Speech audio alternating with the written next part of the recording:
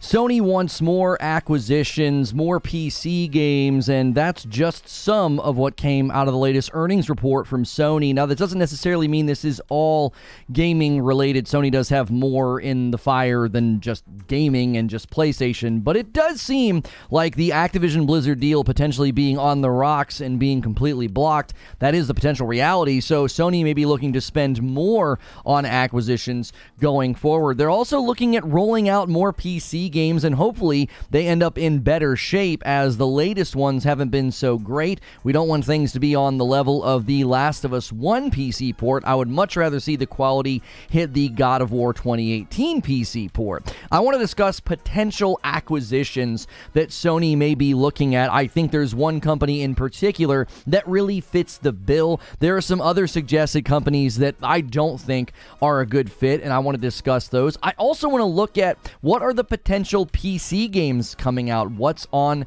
the potential horizon in their lineup, what could be coming. Now, I put all of the good info right here at the beginning of the video, so you don't have to go searching for it. It is a live stream, so it is a longer video, and I do that so that way you can have the good info, and then I discuss it with the live audience. According to the latest earnings report, Sony wants to increase their acquisition spending and push more games to PC. I'd like to walk through which companies are a good fit for them to scoop up, and potentially which games we may see coming to PC next, because there are a lot of games that many people are still waiting on, one of those being Ghost of Tsushima. With the Activision Blizzard deal potentially ending in a block in the recent CMA news, as well as the UK seemingly supporting that, many other companies will be looking, I think, to buy studios to prepare for the oncoming merger war. Anything that sort of falls beneath the level of the ABK deal is likely to have a better chance, because scooping up studios is quite a bit different than scooping up a publisher. I have 3 different companies that I want to consider in order of most likely to the most improbable, because there have been some pretty crazy ones thrown out there. And the games coming to PC, I think that we will potentially see in the near future, as well as maybe even announced at the PlayStation Showcase this summer. So I will end this with thoughts about the PlayStation Showcase, and it's still not been officially announced. I would imagine they need to announce it very soon. I predicted it'll be June 1st, the first Thursday. It'll give them a week head start of Summer Game Fest. So let's discuss the potential acquisitions first. There were rumors thrown out about Take-Two, and I think even some people are throwing out rumors about EA. I'm going to address those at the end. I think they're the least likely in the bunch. Sony indicated that they want to increase their acquisition spending by 20% going forward. Now, we don't know if this is all gaming related, but given the landscape, I would imagine some of this is for gaming acquisitions, because I think we're headed to a lot of these larger companies trying to scoop up studios, because we're getting into the content war, as the console war is not really the battlefront anymore. So given that landscape, I do think some of the money that they're increasing for acquisitions will go to game company mergers, game company buyouts. Now, the first and I think best candidate for acquisition is Ubisoft, and I have a variety of reasons for thinking this. The first actually relates to Bungie. Ubisoft made it very clear that they would like to remain independent, but that they would entertain offers. This sounds somewhat similar to the deal that Bungie got. Bungie got bought by Sony, and they're basically still remaining independent. Their current and biggest property, Destiny, remains multi-platform. There's even been some interviews that seem to indicate all future Bungie platforms and properties will be multi-platform. They're getting to remain independent, and this means that Ubisoft would likely seek a deal in a similar fashion. Listen, we want to remain independent, but they're going to entertain offers, and I think Sony would want to snag them. So this is one reason why I think they'd be a good fit. Another reason that I think Ubisoft would be a good snag is The Division. We know that Sony wants live service games. They recently did an interview about what their aims are for live service games. I might end up doing a little bit of a reaction video to that. That might be a shorter upload. I do that here and there on the channel. We know that they want to get into the live service game market, and Destiny is to Bungie what Division is to Ubisoft, the ongoing live service shooter that just seemingly won't quit. In fact, reports emerged that support for the Division 2 was meant to end in 2020, but the continued engagement and support from the community, they just outlined the roadmap for year 5, and the end of that roadmap indicates, I think, that there'll be a year 6. So in a similar way to Destiny, the Division just won't quit. It just kind of keeps on going. And I think this makes a great fit for Sony and their existing relationship with Bungie and their plans for more live service games. Another great reason to snag Ubisoft is Assassin's Creed. What better franchise fits with the Sony brand, right? Many people have said that Ghost of Tsushima sort of beat Assassin's Creed to the punch with the samurai game, and it's hard to disagree with that. So when you look at the portfolio and the catalog of Sony and all the people that claim all they make are third-person action-adventure movie games, you know, Assassin's Creed, I think, is a really, really great fit for the brand. And Ubisoft is very committed to the Assassin's Creed brand. They even seem to have plans for sort of a live service hub with Assassin's Creed Infinity, and they had really good luck with live service with AC Valhalla. I would imagine they've got something in the works for a more long-term plan for Assassin's Creed. So it kind of checks two boxes. You've got the third-person action-adventure style, but then you've got the potential for live service that fits very nicely with Sony's plan, as well as their catalog of games. I could see a great Assassin's Creed live service game being a wonderful combo for PlayStation's future plans. The last reason might seem like a bit of a stretch, but given the recent narrative around this game, I think it's a very, very strong reason to pick up Ubisoft.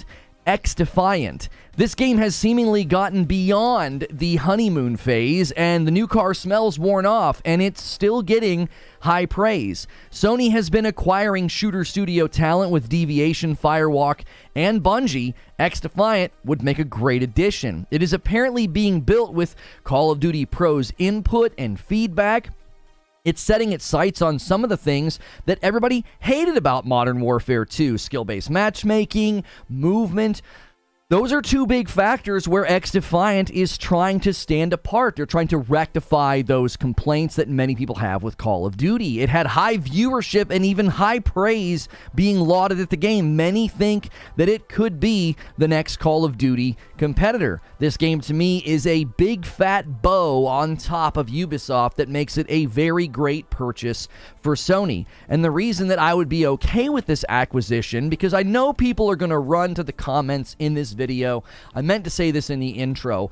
Buying Ubisoft is not the same as buying Activision Blizzard, okay? If you're going to buy a company, especially one that you remain independent, if they remain independent and their games remain multi-platform, I'm totally fine with that. That's not disruptive to games coming to the market. We wouldn't see things scrapped, right? We didn't see Destiny suddenly ripped off of other platforms. We didn't see future Destiny content ads suddenly taken away, and apparently future Bungie platform and property will also be multi-platform. So I would be okay with Ubisoft being the company that Sony buys, because they would likely fight to remain independent, and in staying independent, they would keep their games multi-platform. This would not be disruptive to the ecosystem. I have no desire to fight for an acquisition that would suddenly take games away from the Xbox ecosystem. That's not helpful. I think first-party exclusives are great. I think they are typically higher quality. They're made for one platform. You know, they're made for one set of hardware, and we have gotten better games, I think, from first-party exclusives. So I never want to push for third-party exclusivity or timed exclusivity. I even criticize the way that they did that with Hogwarts Legacy. The next company to consider, which I think is less likely, though many think this is a shoo-in, is Square Enix. Some people call them Square Enix. Square Enix is what I've always called them. They already have a strong relationship. Many see this as being practically a given at this point, that like Square Enix will just end up being owned by Sony, but that's precisely why I don't see it happening. Why would you take the risk and the capital on an acquisition that you don't really need to do? Square Enix seems to be committed to the Sony relationship, and they really liked building Final Fantasy 16 for the PS5. I'm not saying that this couldn't happen. I just don't see the point. Square Enix is at this point making games that are essentially first-party exclusives in spirit. Final Fantasy 16 might as well be a first-party PlayStation 5 exclusive with the way that it's been built and the way that it's been marketed. Why do you have to buy them? You already have a really great relationship. There's no reason to take on that risk. Final Fantasy 16 is likely to do well. It may even win awards, and in many ways, it's already associated very deeply with the Sony brand and the PS5. Ownership wouldn't change much in that regard. I could see somebody saying, well, they would like to be able to say, that's our title, we own that title. Most people already kind of think that. If you look at the trailers, if you look at the marketing, if you look at the blogs and the interviews, ownership of Final Fantasy 16 wouldn't suddenly change that narrative. It's largely already in place. Now, lastly, I need to shoot down two that keep getting thrown around that I just don't think are going to happen. Take-Two and EA. First, Take-Two rumor that came out was just a rumor from a guy that doesn't have a very reliable track record. He's just tweeting stuff and making claims, right? And with the price tag of around $20 billion, I don't think Sony's going to take the plunge. They tend to target smaller dev companies that they're already working with. If they're going to increase spend and do a bigger purchase, Bungie's probably one of their more recent big purchases, smaller purchases like Firewalk, 150 employees, that doesn't really even register on the Richter scale. They were already working with them anyway. If they're going to increase spending and buy something bigger, I imagine Ubisoft would be a much better fit. Take-Two would be a huge jump in spending and in behavior. That's just not how Sony has operated. Many people have tried to run the narrative that Sony was always buying companies and always spending all this money. They have way less money than Microsoft and less studios than Microsoft. So this one would be, I think, very much out of character. Given that Sony is only increasing acquisition spending by about 20%, that wouldn't really be able to account for Take-Two's price tag. I think EA would be in a similar spot. Just a couple of years ago, they bought Codemasters for $1.2 billion, and that was just for like racing games, car games. Like EA would also, I think, be a pretty big price tag, pretty big purchase, and I don't think either of these companies check the boxes that Ubisoft does. I could see, however, some of the increase in spending for acquisitions may be going to exclusivity deals. I don't know if they would use the phrase acquisition for that, but marketing contracts and exclusivity deals, we know that GTA 6 marketing is something that Sony will likely fight for. There was even a rumor in 2020 that Sony was going to spend like $750 million for timed exclusivity of GTA 6. That rumor was shot down, but I think people were throwing that rumor out hoping it would stick because Sony will likely vie for position on GTA 6. I mean, that will be a very, very big title. And Sony's going to be in a great position to negotiate with their saturation of the market already well on pace to surpass PS4 saturation. And they just continue to look very, very strong in the console space. So those are the companies in order from like most likely to least probable. I think Ubisoft is the best candidate. Square Enix doesn't really seem even necessary. And then Take-Two and EA just feel out of reach.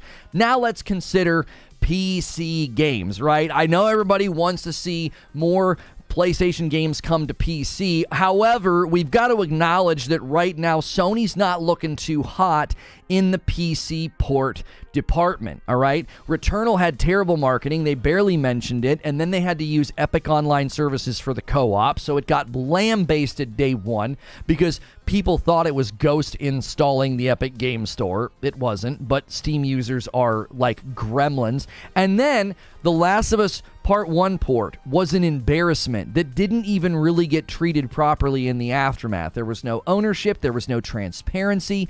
That should not have happened. It was a missed mistreatment of one of their best pieces of property. I have a video coming later today about the Star Wars debacle. But right now, there's games that are out there that look absolutely stunning that many people think these are going to land on PC any day now, right? And I think the first one I want to talk about is one of my favorite games, like, of all time, Ghost of Tsushima. As a huge fan of Ghost of Tsushima, it makes me nervous to consider this one. The recent batch of PC ports is worrying. Not just The Last of Us, but even Jedi Survivor, a multi-platform game, is being described as the worst PC port of the year. But I do think Ghost of Tsushima would be a great fit for PC. And I also think that they would like to do this before or even alongside of a Ghost of Tsushima sequel announcement, similar to how they did it with Horizon Zero Dawn, God of War 2018. Those were sort of handled in that way, right? They're coming to PC. That gets to be kind of the precursor to the sequel announcement. And that leads to the next one. I actually am curious when this one will land, given what just happened, but Horizon Forbidden West. Unless they have any more big DLC plans, I think the recent confirmation of a third game points to the PC port of Horizon Forbidden West probably being up next, mainly because the language around the game seems to be like, yep, Horizon Forbidden West is done. We got to put a nice capstone on it with Burning Shores. Graphically impressive, stunning. It's been highly praised by Digital Foundry, and I would imagine that that's going to lead to a quicker turnaround. I think they're going to speed the rhythm up. I always said 12 months after a game comes out, they'll throw it on PS Plus, and then 18 months after the game comes out, it would land on PC. That would give them a nice window of time to get that value of a big title hitting PS Plus, and then it wouldn't land on PC too early. It would allow it to continue to be a console mover. Every time they restock the market with PS5s, their first-party titles see a big surge in sales because everybody's been kind of waiting to buy them, right? They're like, well, I don't want to buy it. I want to play it on the big dog, which, makes sense. Now, if they are going to increase the rhythm of games coming to PC, then my next somewhat wild prediction that many people think is sort of out of step is that God of War Ragnarok will be on PC holiday this year. That's a prediction that I've been making. You could do it in the winter, right? The winter theme would line up perfectly, and it would be really, really great for marketing. And we know that 12 months is the earliest that something like this could happen. Herman Hulse said this in an interview, that the earliest you would see a big first-party title come to PC was 12 months. And if there's a game to bring to PC in 12 to 13 months after its release, it's God of War Ragnarok. When God of War 2018 hit the PC, there was an interview where a developer said they learned a lot when they brought God of War to PC. They actually changed things in the pipeline of the development of God of War Ragnarok. So I have a feeling this will be the fastest PC port to date underneath the Sony umbrella. And with how well God of War 2018 did on PC, it would make great and very sound commercial sense to do it in the shortest window possible, right? So, what does all of this mean for the showcase? Well, the PlayStation Showcase is basically not announced officially yet. I kind of thought they were going to try and push out the announcement last week because Microsoft's just not looking hot, from their earnings report showing hardware being down 30% to their games not looking good to the CMA blocking the deal. It was kind of time to put the pedal down. Even just this morning, I was tempted to scrap this show and do a Redfall show, but we'll do that show tomorrow. Just wait. Anyways, at this point, it would be an understatement to say that all eyes are looking at the PlayStation Showcase. We recently did a show saying, where is Phase 2? PlayStation Phase 2, PlayStation 5 Phase 2, where is it? When's it going to start? I think we're going to get our answer in the PlayStation Showcase. The first question, I think, is harder to answer. Are they going to announce any acquisitions before the showcase? Well, they basically have 1 month to do that. I don't think the month of May is a great time to start talking about acquisitions. Let the Activision Blizzard deal get beat to snot and back, and let's just not talk about acquisitions for a while. It's time to talk about video games, okay? I would love to not have to talk about any more mergers and acquisitions for the rest of my gaming streaming career, but it's been unavoidable, okay? So I think it's time to talk about video games. You know, I think it would be nice maybe to have Ubisoft included in the showcase so I could see them maybe fight for that one. Like, let's get that one out the door. Let's get that one lined up so we can have Ubisoft at the showcase. But I don't think that's a runway to the showcase that would be a good sort of paved runway to be talking about acquisitions, right? Yes, people will say, oh, it's okay for Sony to do it. Listen, if you want to buy Bungie-sized studios and keep them independent, that's totally fine. That's not the same as trying to buy Activision Blizzard. Anybody who's comparing acquisitions of Bungie or even potentially Ubisoft to Activision Blizzard, tell them to invest in a calculator and maybe some community college math courses. The second question I would want to know is, are they going to include PC port announcements at the showcase? I think they will. I see 4 big sections to the showcase. Number 1, your first-party titles, right? Spider-Man 2 is going to be the crown jewel. I think that game's going to blow the doors off of this year graphically. The in-house Insomniac engine is wizardry. I don't even know how they do some of the stuff that they do. If you've ever looked at any of the tech breakdowns of all the different modes for Ratchet and Clank Rift Apart, we're going to be in great hands for Spider-Man 2. So that's the first thing they're going to be doing, is just first-party games. The second thing they'll do is incoming second or third party games. Final Fantasy 16, other good relationships with second or third party games that are in close proximity, that aren't necessarily first party exclusives, but are great, and they have those marketing contracts with some of those titles. You know, Immortals of Avium might be there, right? So that's not a first party title, but that's the second part of the showcase. The third part of the showcase is going to be hardware. I think they're going to want to talk about the unified SKU and the portable drive. That's going to, I think, help lower the price of the PS5 this winter around holiday. I think we see a price drop. PSVR 2, the potential handheld, there'll be hardware, potentially at the showcase. Last and certainly not least, I think the fourth thing they're going to want to talk about is PC games, right? If you're mentioning more PC games rolling out in an earnings report, well, then I anticipated being a part of the showcase. It'd be kind of weird to not talk about it. They need to do a better job of marketing, by the way. I'm still angry. I took it very personally, okay, that they didn't give Returnal better treatment. That game should have exploded on PC. It's a rogue, after all, one of the most creative, best rogues you can play, and they treated it like secondhand news. I don't understand why they did that. As a huge fan of Returnal, I'm very disappointed in how they treated that port. I think they need to buckle down on quality after the recent Last of Us embarrassment. Do not treat your property that way. You're not kicking it over to PC just for some extra pennies. That's part of your brand. It's part of your storefront. Do better, right? I think, with the question, will Sony buy Ubisoft? Will they buy Square Enix? How many games are coming to PC and when? Well, for now, it seems we're going to have to wait until the PlayStation Showcase to hear more. Let me give you my thoughts and my conclusions. While we wait for any formal announcements about Sony acquisitions and, what's going to get purchased, are they going to be more tech-focused? Are they going to be more game-focused? I just think Ubisoft makes the most sense. I think XDefiant would be a final piece to Ubisoft's audition for the PlayStation spending dollars, right? For now, we're just going to have to continue to say that Square doesn't seem necessary and Take-Two and EA seem too big. Even if Sony had the money to buy Take-Two or EA, it just doesn't fit with their spending behavior up to this point. They seem to want to have a more intimate relationship with the company before buying them. So if they're going to step out of that behavior, I don't think they're going to reach quite that high. You fly too close to the sun and your wings are going to melt, right?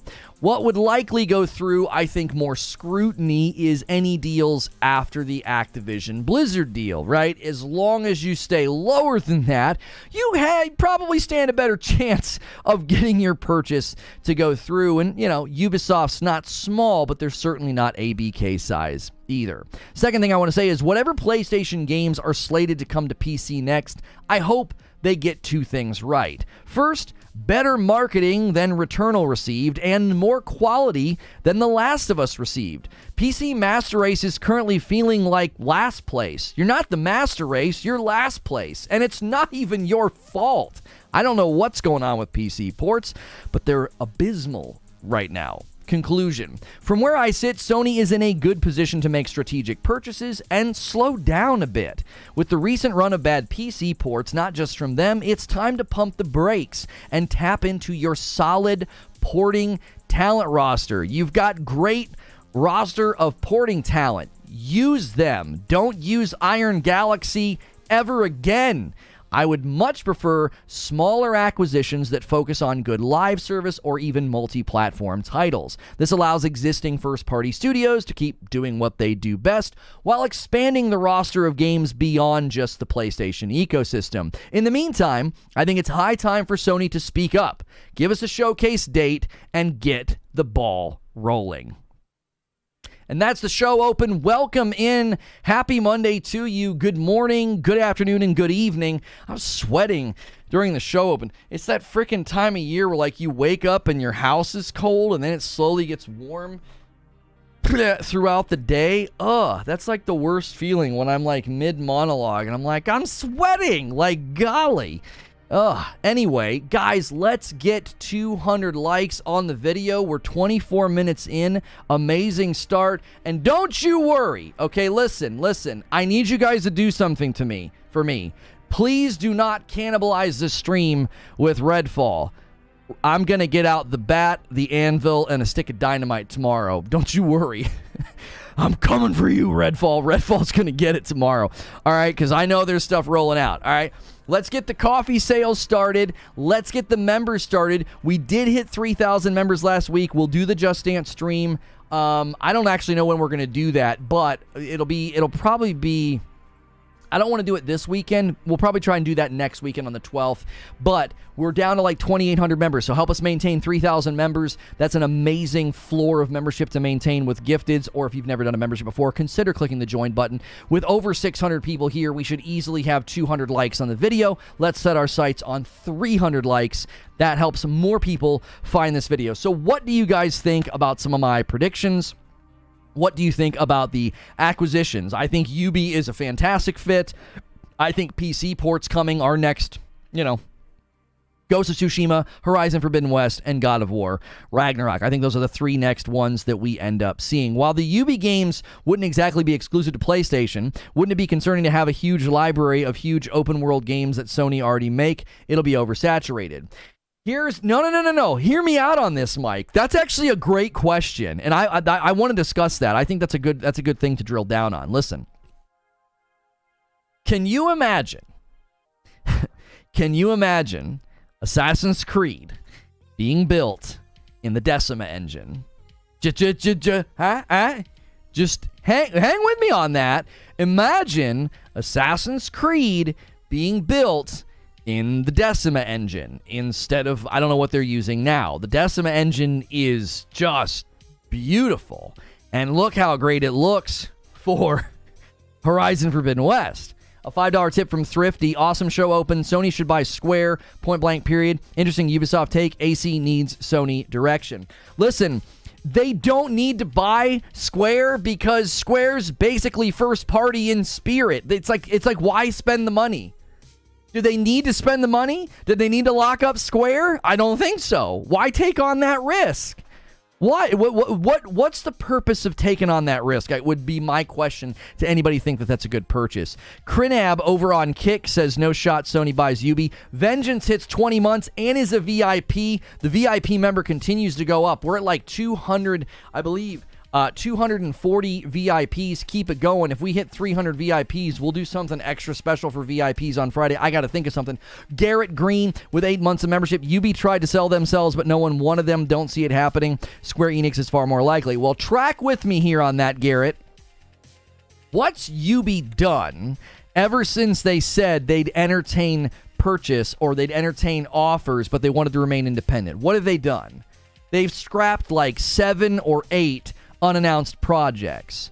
What, pray tell, do you think was the motivation behind that? Right? Makes you a little bit more purchasable, makes you a little bit more buyable if you've kind of shrunk down your scope and your potential valuation. And I don't know if they're scrapping studios, but they just canceled a bunch of stuff.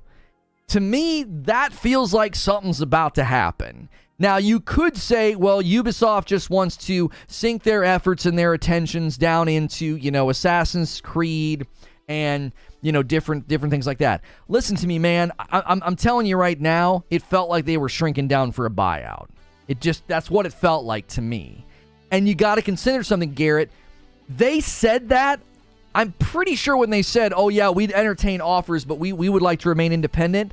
They said that around the same time Bungie got purchased. I don't think that was an accident. Why don't you use donation alerts? Because people listen to this later as a podcast, and I just don't like it being this big chingering sound.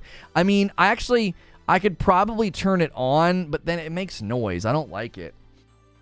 It's just not how we operate here. Yo, Kiltson with 8 months in a VIP. VIP streams are awesome. It's worth the upgrade. Creature roasting us and Lono. That's right. You guys don't want to miss that. 25 months and another VIP from Ganks. Happy anniversary, homie. The reforge of your content channel and yourself has been amazing to see keep going. Thank you so much, Ganks. Guys, thank you so much for an incredible turnout today. So many people here, and tomorrow will be even bigger, I'm sure. Don't worry. We will get to Redfall. I have an upload coming today as well. The Jedi Survivor situation, I don't want to discuss that right now. Save it for my upload. That's later. Square sold all their Western studios. Thrifty, I thought the same thing. Creature and I were discussing that back when that happened. It's like, yo, Square Enix is about to get scooped up. They just closed all their Western studios. They're shrinking their valuation. They're making themselves really, buyable by Sony. But then Final Fantasy 16 happened, and I was like, why buy them? You don't need to buy them. They just feel like they've shrunk their efforts and their focus. And, yo, what's good, KO? Good morning over here on Kick. It's like, well, okay, if they're going to shrink themselves down for valuation, then maybe Sony's just holding off because they want the ABK deal to be in the spotlight. They don't want to distract from that. But why would you buy them at this point? Like, you don't need to. What's the impetus would be my question. You're Thrifty, you're pointing out breadcrumbs that we sniffed out. We sniffed that out a while ago. I said that a while ago. I was like, oh yeah, Square's about to get bought by Sony. They just got rid of their Western studios. But then at the same time, I can't think of an impetus to buy them. Why do you need to buy a company that's focusing its efforts in Japan and the Asian market and not focusing on the Western market and basically just made you a first-party exclusive? What do you don't need to own them. You basically do. With less risk to Sony, with less risk to PlayStation, you know what I'm saying? They don't have to own them. They don't have to take on that risk. Yo, Graydon coming back in with 8 months of membership, and Zybersword coming in with a VIP. Welcome on in. Ubisoft is in Sony's budget range, $3.2 billion. That's another reason why I think Ubi's just such a good fit. They've got live service, they've got shooters, they want to remain independent, they've got XDefiant. Listen, y'all, don't be sleeping on XDefiant. I think something's happening there. You got Call of Duty pros singing the game's praises long after the thing's not playable. You can't play it right now. RT says Final Fantasy 16 was a PlayStation, eventually PC from the start of 2020, PS5 November showcase. Right, that's what I'm saying. Like, you don't need to buy them. Yo, what's good, Baker? Good to see you over here on Kick as well. They basically have a solid relationship with them. Now, listen. Sony had to wait because of the ABK deal. I'm Square nut job, so I can debate this all day. All right, listen to me, Thrifty. If they were waiting for the ABK deal, they just announced Firewalk. Now, you're going to push back and say, well, Firewalk's much smaller. They were already working with Firewalk. And then you're going to push back and you're going to say, Square Enix fits the bill, Lono. Sony likes to buy companies they're already working with. They're already working with them. Look at the PlayStation marketing of Final Fantasy 16. It's a good fit. My gut says no. That's a compelling case. That's a compelling argument. I just added to Thrifty's argument for him, and I made it as compelling as I could, but I'm like, they don't need to. Why bother? Why spend that kind of capital? You know what I mean? $5 tip from Maxwell. Another cheap studio is CD Projekt Red. Imagine they get Ubi and CD, and then they make games exclusive on a case-by-case basis. Stop it. What happened to Sony creating? Well, what do you mean what happened to Sony creating? Insomniac just hit 520 employees, up from 400 something. I don't even know how many employees Insomniac had when they were purchased. That's fostering. Guerrilla had employee growth and considers to expand. Guerrilla's continuing to expand under Sony's ownership, and they're adding more IP. Well, they're adding more games within the IP of Horizon down the line. That's exactly what they're doing. Firewalk Studios, 150 people. They just bought that company. They're already working with them and already working on a game. That's exactly what they're doing. Now, again, if they're going to buy Ubi, as I said in my show open, I'm okay with it because it would likely be like them buying Bungie. Bungie's not going to suddenly start making first-party property for Sony. They've all but said, all of our future properties multi-platform, we're remaining independent. I could see Ubi getting a similar deal. That's not concerning. Thrifty says, don't make my arguments before I can make them. Sorry, the show moves too fast for me to wait for you to make good points. I knew you were going to go there. I knew you were going to go there, brother. You're like, I'm a Square nut. I'm like, I know what he's going to say then. Yeah, I know. Big Square fans are going to say they're already working with Sony. They have a great relationship with Sony. Sony likes to buy mergers of companies they're already working with. Square's a great fit. Get developers on the rise, not struggling studios. Creature says, Ubisoft has Assassin's Creed. AC's right in line with content PlayStation fans love. Ubisoft has live service IP talent. PlayStation wants live service. Ubisoft has potential Call of Duty challenger. PlayStation wants a Call of Duty challenger. Ubisoft has classic IP that make great new games and series. PlayStation has money, method, and practices that Ubisoft needs. Ubisoft has pieces PlayStation want and their future expanded content offerings. These two fit like peanut butter and jelly. This is exactly why we think it's Ubi. Right? This is why we think it's Ubisoft, because think about it. All right, I'm going to take Thrifty's argumentation, and listen, let's get the members over here going. We're 30 minutes in. Let's go. Let's go. It's a new month. It's May. It's going to be May. We got to get this number up. I regret saying that. Anyway, let's take Thrifty's argument. Right? Thrifty's saying, Square's a perfect fit. Square shrunk their studio count to lower their valuation. No more Western studios. They're already working with PlayStation. Okay, let's put that up and say that's actually pretty compelling. And then when I look at Ubi, I think Ubi's more compelling. Do you want to know why? Because Ubi lets them lean into all those things they're trying to lean into, and Square's already basically making first-party games for Sony. They're already making first party. So it's like, okay, where are we going to spend our money? Let's spend it on Square. Why? They're already making first party titles for us. Final Fantasy 16 might as well be a PlayStation 5 exclusive. Because it is. It might as well be. There's no reason to spend capital on Square. What's the return? Oh, we'll make games for you. You already are. What do you mean? Well, we get a better royalty share on games the size of Final Fantasy 16, I guess? Lono out here making the audience redundant by arguing for both sides. Yeah, I'm just going to shut down chat. I'll just argue for both sides. You guys just sit back and relax, okay? You guys just take Monday off. Yo, Garrett Green. Garrett Green says, I'll do it. I'll rub the paddles together. Let's get the member count started. Let's do it. We got to maintain 3,000 members. You guys got to come up with something other than just dance streams, by the way. Because if you have 3,000 members halfway through this month, I'll do another incentive. We just got to think of what it is. ABK falling through makes Square less important to acquire for Sony. That's a good point too, Bristol. You don't really need to buy Square if ABK doesn't go through. Sony doesn't need to buy From. Sony owns a percentage of From's parent company, and the parent company isn't letting them go. From's parent is the largest Japanese entertainment conglomerate. Yeah, From Software is another fit that doesn't even work. The logistics of all that, it doesn't work. They would have no interest in doing it. Sony would have to pay their salary, 20K employees. That's a lot of money. 20K employees. You talking about Ubi? Hot tub stream at 3K. Oh my, shut up. 9 months from Zach Smith. Welcome back in as a member. Valiant says, absolutely not. I can't deal with you trying to make my arguments with a terrible English accent. Oh, Valiant.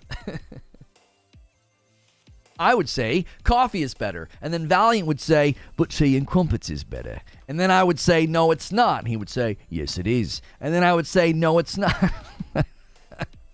All of the Brits in chat are like, I don't know why I come here. I don't know why I come here. Today, a patch has become available for the PC version of Star Wars Jedi Survivor, and tomorrow, 5.2 will also be patching Xbox Series X. We're hard at work. Crashes, performance improvement. Whatever. We got a video coming today. That'll be perfect timing. Ubi's 20,000 employees, SIE's 4,000 employees. That alone torpedoes the deal. Right, but yeah, Ubi might be too broad. But here's the thing, Eugene. What if they do the independent purchase? They do the independent purchase. They're like, listen, you're going to remain independent.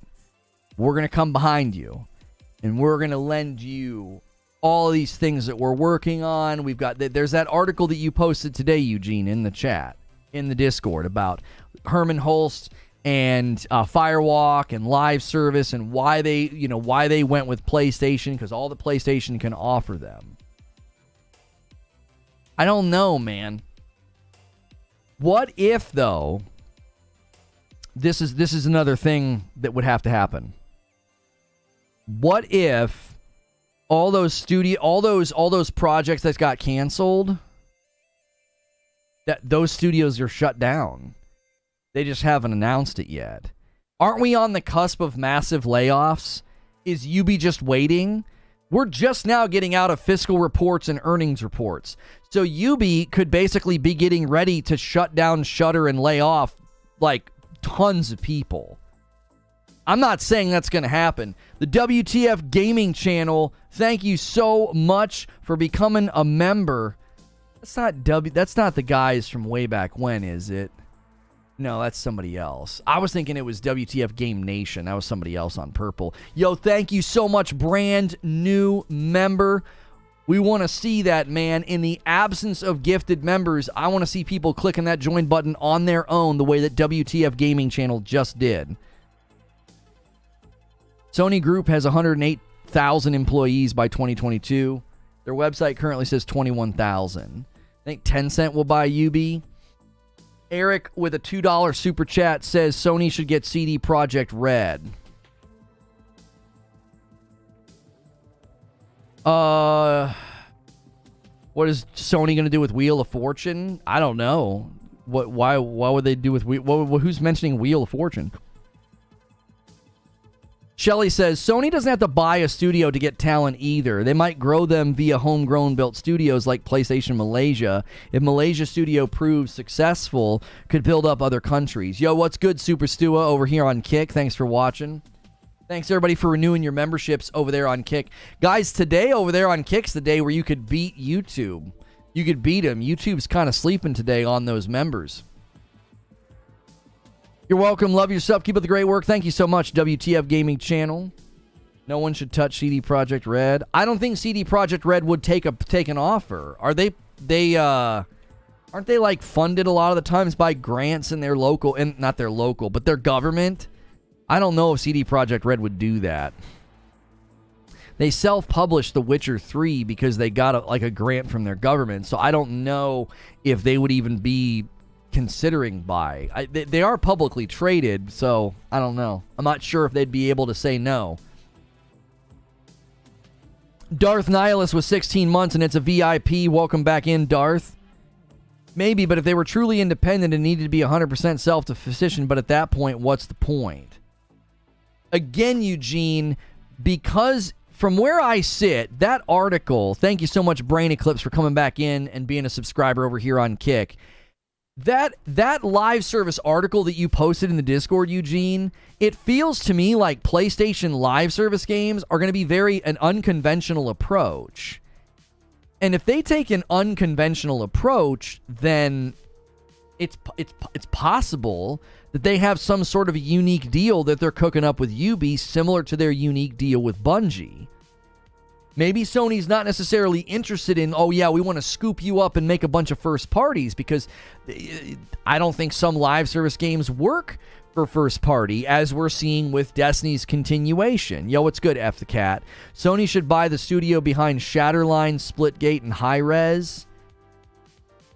I actually like the idea of buying the guys behind Splitgate. I don't know. When Creature and I were talking about it and we looked at XDefiant, we said, Sony's going to want that. Sony's going to want that. Sony's going to go over there and make an offer to Ubi just so they can lock down XDefiant and have it be theirs. What does Ubi have to offer that Sony can't get other ways? The Division, an ongoing live service looter shooter, XDefiant, Assassin's Creed. Assassin's Creed's a great fit for Sony ownership. Yeah, Frankenstein, or I'm not sure how to say your name. Frankenstein. We're not talking Redfall today, man. You got to wait until tomorrow. I know you and others are chomping out the bit. Don't worry. I'll bring out Lucille tomorrow, and we will take the bat to that game. We will also be playing it because it deserves to be shown for what it is. But we aren't talking about that today. I had this show planned. I think this discussion's worth having. I don't know if you said this, but Sony could use Ubi IP for movies and TV shows, and I love a Far Cry movie. That's another good point, is that with the Tom Clancy stuff, man, Sony's digging the whole let's take property and make TVs with it. Let's make movies with it, you know? Not TVs, TV shows, sorry.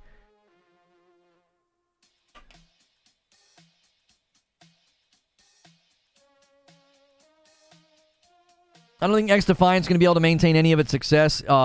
It gets out the date. I don't see why everyone is talking like it's going to be something. They are unproven. Listen, all I'm saying is this. There are moments where there is suddenly a land swell and a tectonic shift because one game just keeps screwing up.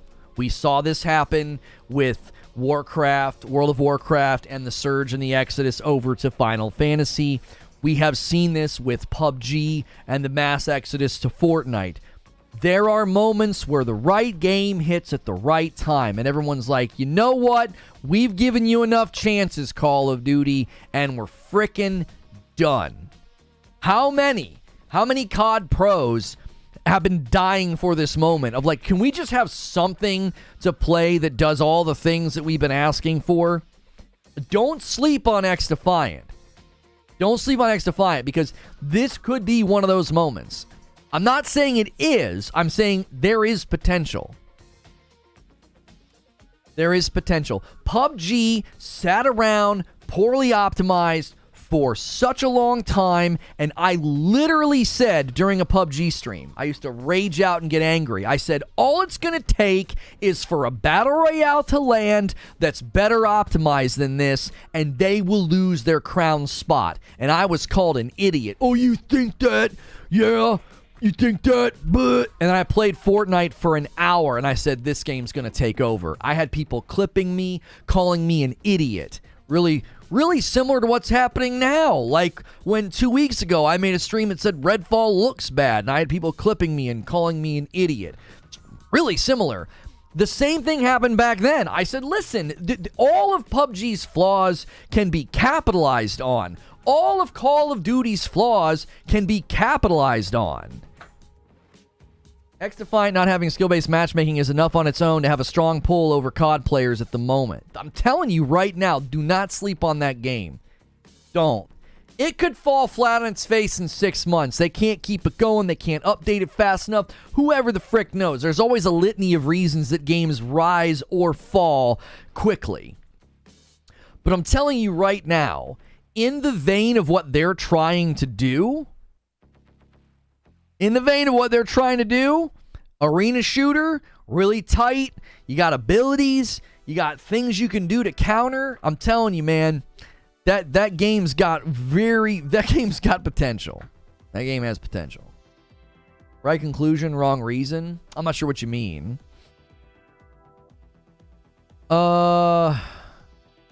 People just don't want to hear the Sony could buy someone like Ubi for their live service push. I'm going to have to do a video this week about, they just did an interview about live service at Sony, and I think it's going to be a good video because I really like what they're saying. They're not going to, I was wrong, I think, about their approach to live service. I think I had it all backwards. Cheaters could kill it off very quickly. I mean, sure, that's always going to be a problem. That's always going to be a potential reality. Cheaters could kill anything quickly. You know what I mean? There was a Far Cry movie. It was low budget. Oh, was there really? Shatterline is the same game as XDefiant. The Division movie director offers hopes to fans. Never mind, it might not happen now. Oh, there was going to be a movie. Got it. Hey, Lono, love the Jackbox stream. It was hilarious. I had so much fun. I love other YouTubers clipping you. Salty goodness. I always feel like, you know what's funny is anytime anybody ever reacts to my content, they're like, it's like a speed run challenge for how quickly they can show how insecure they are. Like, it takes 30 seconds. They'll make fun of my hair. They'll make fun of the fact that I talk with my hands. Maybe they'll make fun of my glasses. Maybe they'll reference how my studio looks. It's like, listen, man, like, it's always a speed run. It's like, yeah, I'm going to react to this guy's content. And then they don't even make it 60 seconds without showing how insecure they are. I'm like, just react to the content. React to what I'm saying.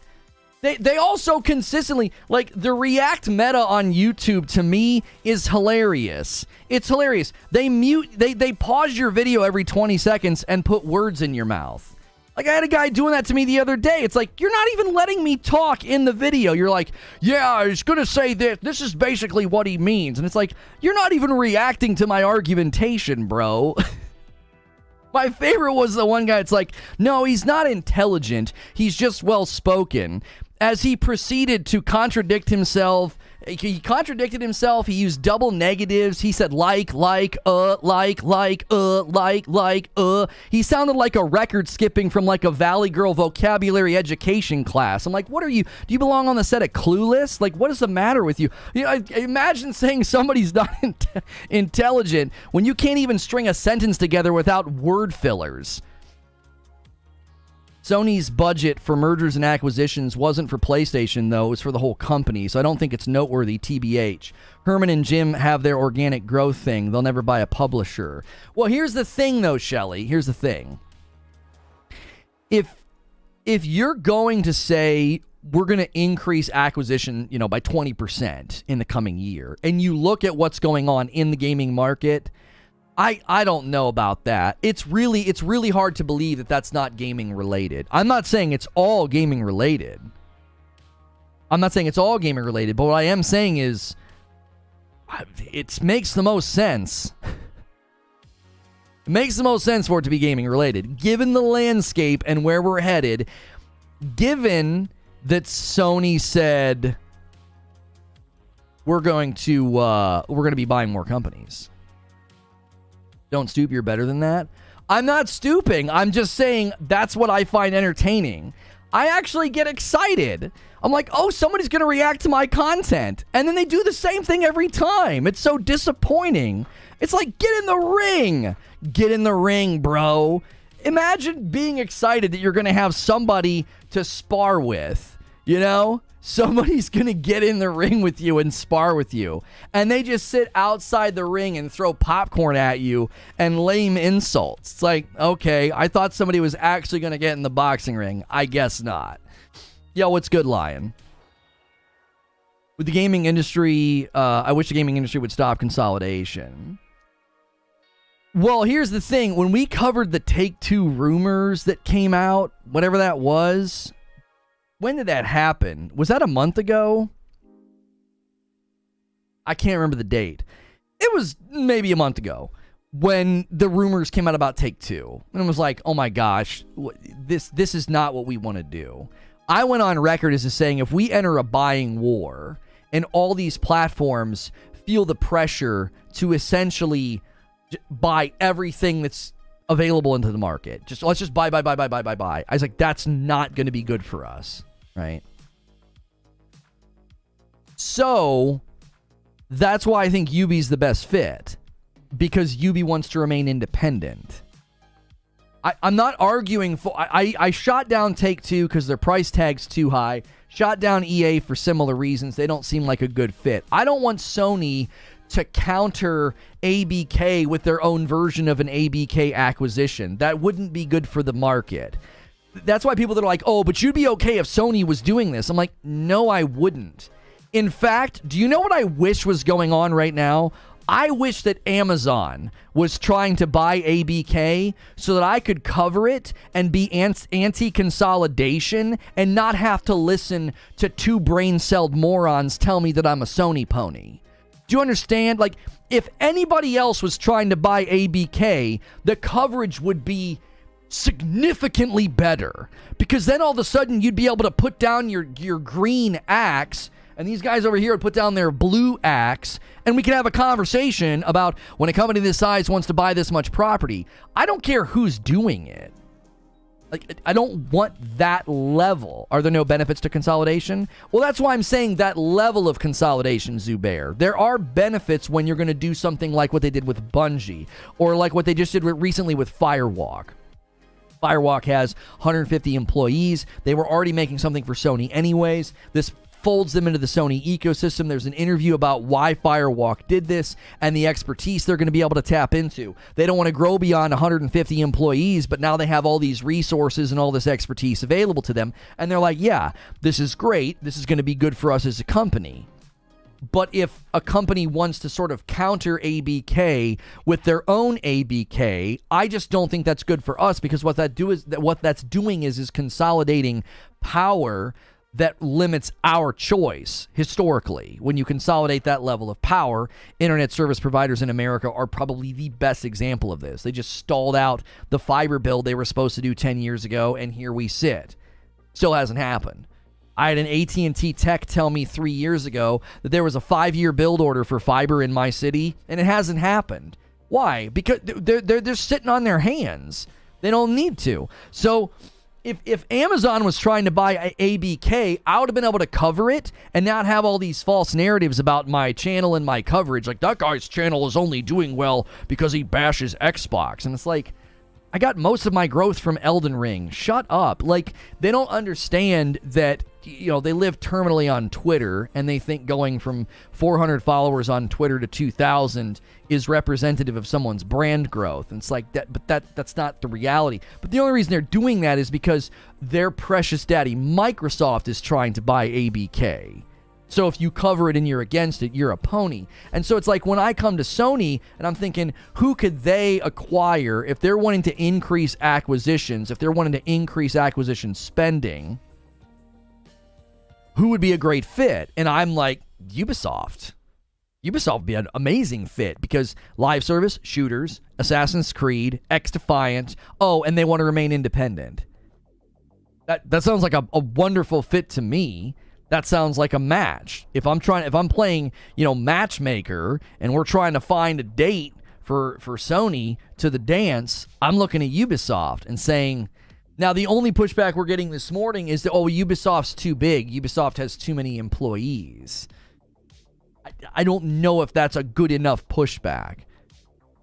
I don't know if we can look at Sony and they're going to, if they're only ever going to acquire studios like Firewalk, I'm totally fine with that too. I don't need them to buy Ubi. It's just a fun discussion to throw out, like, who's the potential best fit for a PlayStation acquisition? Who's the best fit?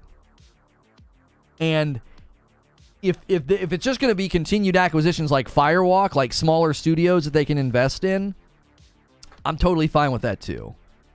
Love the shirt today. This one's from my kiddos. This one's not from 80s Tees, but you can always, they have a Deadpool collection over there if you guys want to use my code over there. Also, my glasses are from Game Informer, and the member goal is, we're an hour in, and we've gotten 2 new members today. You guys, we slipped from 3,000 members to about 2,800. If you want to maintain 3,000 members this month, you're going to have to get to work, and make sure you're smashing the like button. Hitting the like button is totally free. If you've never done a membership before on YouTube, we give a lot of great members-only content, and that is something that you can take advantage of. Hit the join button or the $ sign at the bottom of the chat. Not sure I trust DC guy though. Oh, Dreamcast guy. His reviews of games he's only played for like an hour or two. What's your issue with Dreamcast guy? I've never had any issue with his coverage of stuff. I've found his videos to be quite good. What's up, guy? Dreamcast guy here. Hope you're having a swell day. All those employees are actually part of a working structure already. Where is the extra strain on Sony? Yeah, that's what I'm not understanding. I'd push against UB just like I pushed against ABK. So you think UB is too big of an acquisition, even if they remained independent like Bungie? If it was like a very similar deal? How's their overhead being large not a good pushback? We literally have said Microsoft buying ABK and firing people is an issue. Yo, Andrew's gonna come in and do a membership. Let's go. Let's go. Why I think I just turned my mic down. I did. I never found Dreamcast guy to not put in the hours needed for a review. Yeah, I don't know where that's coming from. I don't know where that's coming from. I don't disagree with what Wheezy's saying. Here's the difference, Wheeze. Here's the difference. I think the downsizing is going to happen before the acquisition. I think it would happen before. I think Ubisoft is already set up right now to shut down a bunch of studios. Look at how many projects they canceled. They canceled a ton of projects, and they said that they're going to be like routing those people to current and existing projects that they're working on. I would think that means that some of those people are getting laid off. You know what I'm saying? Like I don't think you need to wait for the acquisition to be downsized. I think Microsoft could buy UB, but Sony can't. So you think because of Sony's dominance, it would be bad for the market? In my vision of it, they would be buying UB and UB would be remaining independent. Yo, thank you for the 10 spot, Vedger. Sony already has issues to fill up calendar year with high-budget AAA exclusives, which all need commercial success. Like many exclusive sales still clocks. But we need more under Sony's umbrella? I'm not saying we need more. I think some people might be misunderstanding what's happening today. I'm not advocating for Sony to go out and purchase a bunch of companies. Sony said they're going to increase their acquisition spending. I threw out a handful of possibilities and said, I think UB is the best fit. I think UB has some of the stuff that Sony's looking for. And if it happened, it could be independent the way Bungie is. And if it was, then I'd be okay with it. Because they'd remain independent and they'd remain multi-platform. I'm not out here advocating for big buyouts. That's not the equivalent of... Like, I'm not saying that. I'm not suddenly turning into like, oh yeah, guys, I hope Sony can go out here and buy a bunch of companies. I'm on record as being against that. But if they're going to increase acquisition, UB is a good fit and could remain independent, which would not upset a lot of my principles about a buyout, about an acquisition. Like the Bungie acquisition hasn't done anything. It's like, yeah, they remain independent. They're going to help us with the live service center for excellence. Problem with purchasing Ubisoft is multifold. The Guillemot family is the largest wall, followed by the French government itself. Sure, and they said they would entertain offers, but they wanted to remain independent. Ubisoft's pieces fill PlayStation's gaps. That's all I'm saying. That's exactly why I was compelled to think UB made the most sense. It was like they have a live service game called Division that won't quit, so they could bring similar expertise to the table that Bungie's bringing with live service and live service games continuing. They have the AC franchise that they're heavily investing in, live service AC future, and they have XDefiant. Problem with purchasing Ubisoft is already read that. CMA appears to have blocked the merger for the next 10 years. Yeah, I need to do more research on what that says exactly. It's not blocked for 10 years.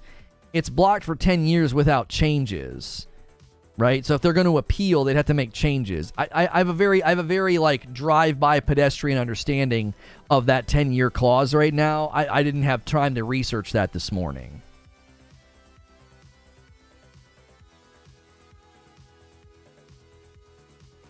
Sony could transfer employees from UB to their internal studios. It's a win-win. Hey, way. JW says, guys, let's get this thing going. We got daily goals for a reason. Every 25, I give 5 back to the community. And JW says, here's the first 5 on top of the 3. 3 people did it on their own. David Langer, Josh, the Virtuivian Man, and Digic, and Magwai. You guys all got gifted members. Like you said earlier, PlayStation invests almost 100% every year internally, which is a lot better route to take with it all, and then expand outwards. They said they were going to increase their acquisition spending. So if you don't think it's Ubi, right, there is the possibility that Sony has zero interest in acquiring more gaming companies. They could be looking at a cloud company. They could be looking at something on the tech side of things. This could have nothing to do with game companies like Square and Ubi. This could literally be unrelated. I think it is related. I think they're gearing up for an acquisition war. I think buyouts are on the horizon. We're already seeing what did Sega successfully buy Trovio or whatever the name of the company is, or is it Rovio, the company that makes Angry Birds? Did Sega successfully buy them? They acted like they weren't, and then it officially hit the news. Yo, Casual Grinder coming in with 10 gifted members. I want to announce it when he's here, but I'm going to announce it now. Thank you so much for 10 gifted members. Every month we have the Eknor Award to honor Eknor, who was a huge gifted.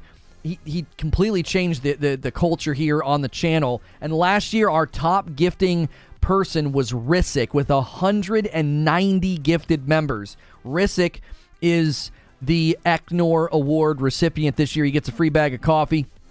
That's not even remotely worth what he brings and what all of you bring with your generosity every single month. Thank you so much, Casual Grinder. Casual Grinder, I can't believe he beat you out, by the way. I thought it was yours for sure, but Risic beat you out. Quiet Shy Girl, thank you so much for totaling all those gifted members for us.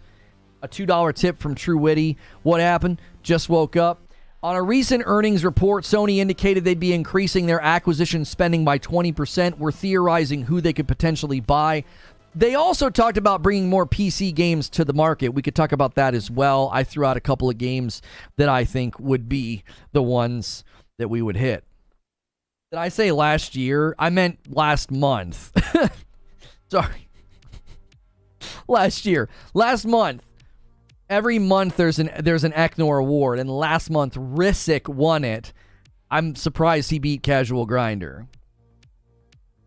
I understand why you think Ubi's a good fit. I don't necessarily agree with the reasons why they'd be a good fit. There's too much standing in the way. I mean, there can be like a bunch of financial, logistical, or size reasons why it doesn't fit. I'm just looking at the market and saying if they're going to set their sights on a big purchase, then Ubi lines up well. If they're not looking to do a big purchase, they could just do more small purchases the way that they have done with Firewalk. You know what I'm saying? Yes, I love Lono and MBG. Who's talking about MBG? They already invested into ASML as buying 20% out of their shares. ASML semiconductor manufacturer has a patent on the next generation of semiconductors, cloud tech. So you see they're investing heavily into cloud. There was a really good thread on Twitter by Zuby Tech about that. Sony was quietly making moves into cloud. $2 from Maxwell. Imagine they buy Google's cloud gaming tech patents. I let someone get the glory this time. Did Lono say it smells like bee in here? Wait, Casual, didn't you win the month before? I think you won the month before, didn't you? I can't remember who won. I think it was Casual because he said somebody else could have the coffee. Yo, Aaron with a month of membership and the blue badge. I think Sony would go for someone who's in mobile. Ubi's a good fit with their live service movies and TVs. Sega would be a good fit as well. Well, don't forget that Ubi is leaning into mobile. They have Assassin's Creed Jade, which will be the first Assassin's Creed mobile game. Risic says, thank you. You can gift the coffee to someone who has never tried it. Do we have any members that have never tried the coffee that want to try it? I'm going to let Risik pick. Let's pick somebody that we know is here, involved in the Discord, like plugged in.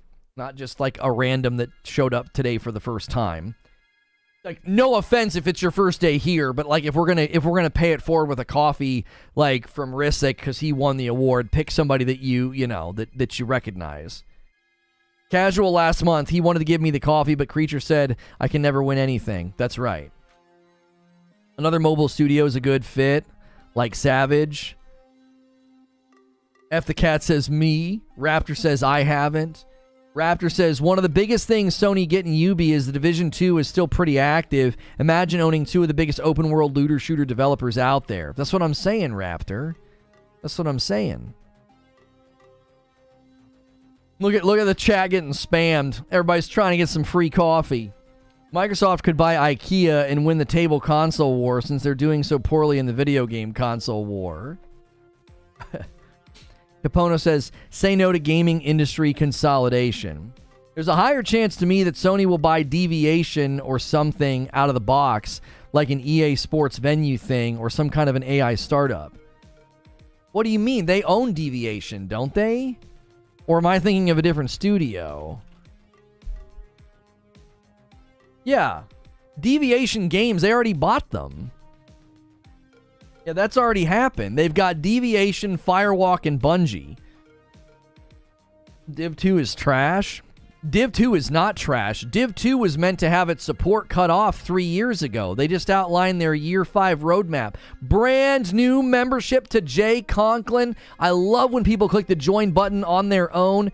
If you've never considered pushing the join button, we do all kinds of fun things. Over the weekend, we did a Jackbox community game night on Friday night. Then we did a Star Wars watch party on Saturday night. All members only, hanging out with my wife. It was a blast. They have an exclusive with Deviation. Oh. I thought they owned them. So they're building an exclusive title with Deviation. Okay. So they're doing an exclusive with Deviation. They bought Firewalk, and then they have Bungie in the unique independent ownership thing. They're just publishing the game. So I actually agree with that then. Deviation would make sense. Deviation would be a lot like the Firewalk purchase. Hey, look, you're already making a game for us. Okay. Bring it on home, baby. Deviation actually makes good sense. They have a partnership for an exclusive. Sony does not own Deviation. It wouldn't surprise me if they're up next. They're going to do the same thing they did with Firewalk. If the game is good, they'll possibly get Firewalked. Right. That's a weird expression. Firewalked. I was thinking about how brutal I was towards A New Hope. I'm going to bring it up in therapy. They're funding the studio and the game. Organic growth, Lono. Shelly, I'm not disagreeing with you. I think some people are misunderstanding. I'm not campaigning for them to buy Ubi. I was entertaining the idea if they're going to increase their acquisition spending and they're going to break from their pattern of buying smaller studios, Ubi would be the one that I think is the best fit. I'm not like advocating for or cheering for it to be Ubi. I'm just like, Ubi is a really good fit, right? Who did Risik pick? King Sovereign was 7 months at a member plus. They could look in to infrastructure purchase. They bought the EVO event, so games and studios are not the only thing on the table. Oh, for sure. It doesn't have to be a game studio. Given the regulatory situation, I don't see Sony being approved to buy any large company. Eugene says, like, shooter talent from early 2000s, or early 20s. That 20% would need to be a 220% if they were buying Ubi. Let's be real. No, because they had money left over. I don't think you're disagreeing. I'm just yelling stuff. They had, Sony has leftover money for acquisition. They have leftover money they haven't used yet. Sony has about $5 billion left for acquisitions before 2024. That's a report from March of this year. $5 billion left. Now, I don't know how much they used with Firewalk, but it ain't that much because that's a 150 employee company, right? Come on. What do you mean, come on, Jake? Crunch the numbers.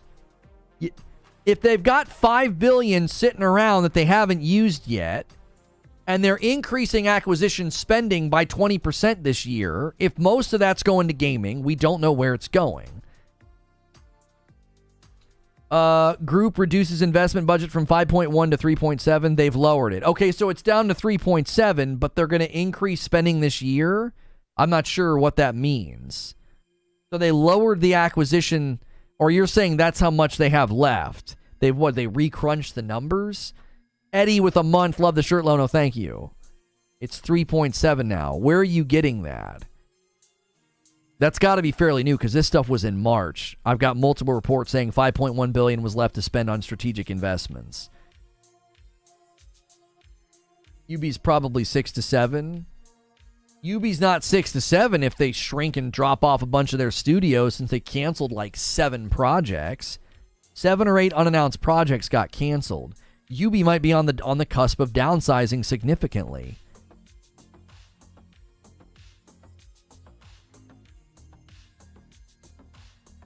Love the show, but this time you're just wrong. Ubisoft's a much better fit for Microsoft. I don't see anything that would make them enticing for Sony.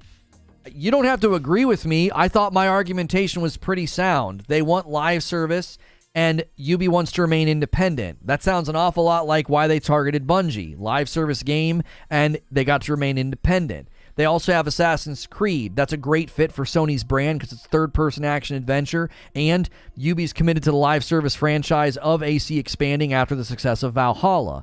Last, and certainly not least, don't sleep on XDefiant. Ubi also has XDefiant. And that's a Call of Duty competitor. That's considered a Call of Duty competitor right now. Why do you think all of a sudden XDefiant, like, rebranded, seemingly got like a bunch of push and a bunch of polish? Where'd that come from? Did that come from Ubi? Or did Sony throw them some scratch and say, hey, you could make something of that, make that good. We want a piece of that. I'm not saying that happened, by the way.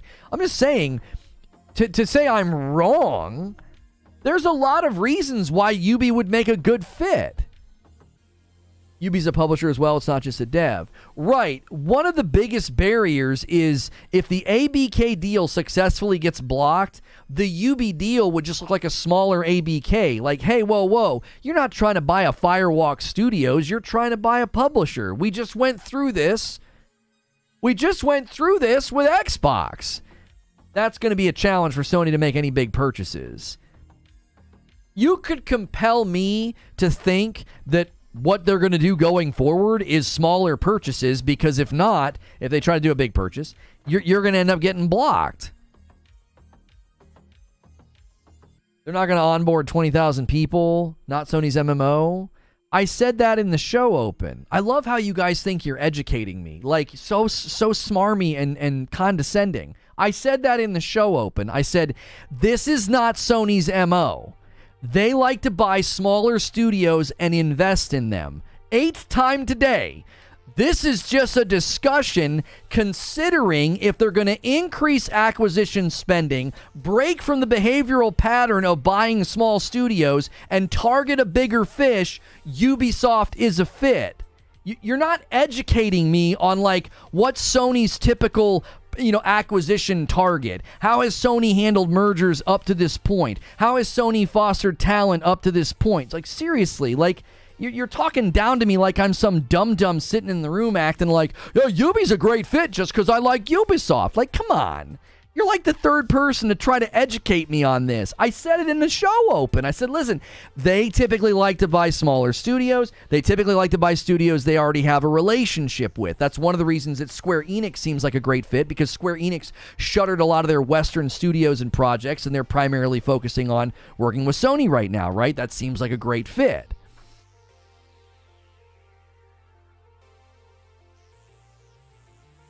Just my opinion. If it's condescending, that's on you. Just imagine your points now. What do you mean imagine my points now? I did a 24-minute show open where I articulated what you just stated a moment ago. If you're going to come into one of these talk shows and you're going to try and school me on something, go watch the show open first, because you guys do that all the time. You want to come in midstream and like wag a finger in my face. It's like, brother, I did a show opening monologue where I said exactly what you just said. I'm not like in the dark on what Sony and PlayStation typically target for gaming acquisition targets. Like, that's not unfamiliar to me. It's in the show open. The differences between Xbox and Sony is track record. Xbox equals Bethesda, scrapped games. Sony equals Bungie, still multi-platform. Yes, and I said that in the show open as well, assumed Parasite. I said this would be an independent purchase. It would be just like Bungie. You would keep everything multi-platform. Eric with a $2 super chat. You got the bots triggered with Ubisoft? No. This is not an Xbots versus Sony pony thing. Don't do that. A VIP from USMC Blade. Keep doing what you're doing. Thank you. Say hello to your Brazilian audience. Hello, my Brazilian audience. I can't speak Portuguese, or I would say hello in Portuguese. True Witty with a $5 super chat tip. I think Square Enix would be better and turn Outriders into a service game. It'd be easy because the games don't well to the competition. I don't know what the end of that is saying. Repeats what you already said. Checkmate, Lono. I'm agreeing with you. No, yeah, assume Parasite. I knew you were agreeing with me. Yeah. What games have Bungie released since Sony purchased them? I'm telling you, there's at least 2 interviews out there. I remember reading this. I know I didn't have a fever dream. Bungie said all of their future property, all their future projects would remain multi-platform. Beyond Destiny. Like, I swear that's in an interview somewhere. I swear that's in a press briefing. I don't think I dreamed that up. There's no way. I'm confident I read that because I remember being kind of shocked. Like, oh, wow. They're not just talking about Destiny remaining multi-platform. They're talking about future games being multi-platform. Bungie's name will be on the back of a game case that's Sony exclusive before it's all done. I don't know if that's possible, Jake. I'm telling you, that agreement is not just about Destiny. I'm telling you, Square's market cap is 6.1 billion, so I'm not sure they could buy them right now. I don't see a reason to take the risk of Square Enix. I said that in my show open. Like, they're already basically getting a first party exclusive in Final Fantasy 16. Yo, Terminal Stupidity with a big one. He pushes us past the daily goal so we can go to the next milestone. I now owe you guys 5 members. Thank you so much. Terminal Stupidity goes to Cliffo, Nitro Fusion, Holly Star, Riddick, Cat, Loco, Drum Man, the Undead Slug, Wept Vermin. Did they say they would or they intended to? I can't remember, Zuby. I'm telling you, it went beyond Destiny. Bungie reiterates that Destiny 2 and other games will remain multi-platform. I think Talica just found it. Let me look at this. I'm telling you, I know that I read it because everybody kept saying, nope, it's just Destiny. Nope, it's just Destiny. I'm like, no, I know that I read that it's not just Destiny. Where are they being quoted? Destiny 2 will remain on multiple platforms. Our games will continue to be where our community is, wherever they choose to play. That's so generic. I thought it was worded stronger than that. That's not black and white. I'm telling you, I swear it was on a freaking website. Here's another one. We will continue to be self-published, creatively independent for a unified Bungie community. It was worded so strongly. It was like, no, it's not just Destiny. Future games or something like that. Nitro Fusion with 8 months of membership. Thanks, Lono, in chat for the awesome community interaction and a $2 tip from True Witty. Sony Competition doesn't buy Square games. Again, True Witty, I love you. Your super chats aren't making sense. Sony Competition doesn't buy Square games. Are you saying that the competition to Sony don't buy Square Enix games? Is that what you're trying to say? And that means they would have no reason to buy Square Enix? It was stronger than that? Our commitment to Destiny 2 being a multi-platform game, that's totally fine. We want to maintain the same great experience. Witch Queen will continue and not contain platform exclusives. Every player, okay? Bungie retains full creative independence of our games and our community. Our plans for the Light Dark Saga have not changed. We will continue to be self-published, creatively independent, and we will continue to drive one unified Bungie community. We want the worlds we are creating to extend to anywhere people play games. That's worrisome right there. That phrase is actually worrisome. I swear to frick, I read it on an actual like Bungie website or something where they specifically stated that future titles would be multi-platform. That whole anywhere people play games, that sounds a lot like Phil Spencer. That sounds a lot like Phil Spencer to me. Source, that's Bungie talking from their announcement. That's a Bungie quote. We want the worlds we are creating to extend to anywhere people play games. That sounds like that generic. I swear to you, I swear to frick, I read a blog that said it. Discussion of the news suggested it's a step towards Tencent acquiring Ubisoft, but Guillemot maintains that the publisher wishes to remain totally independent, adding, that was a big negotiation with Tencent, that we have the right to do whatever we want. Oh, that we can have the right to do whatever we want. Scott Woodford with a month of membership. I remember that quote you're talking about. Maybe it's a Mandela effect. Yeah, it's their version of more screens. That sounds like PlayStation PC and mobile.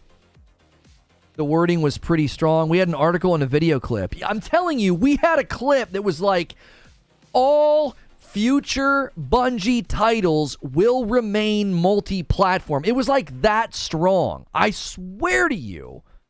I swear to you. It was in a fact. It was. That's right. No, Eric is right. It was in a frequently asked questions. It was in a fact. It was on the Bungie website. I swear to you it was. I remember reading it and thinking, that's really strong language. That's because I remember debating. I think I was debating with Creature about this. That's before we started overanalyzing every word spoken about platforms. In the above article, it's sort of almost in the last paragraph.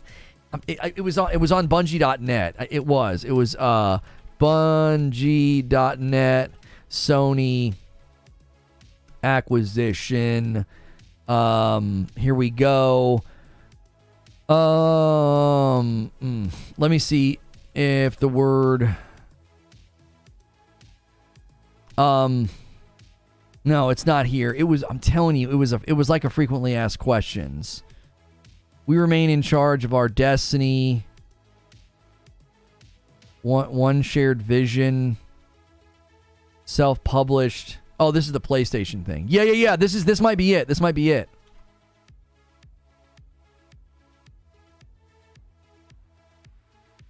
No.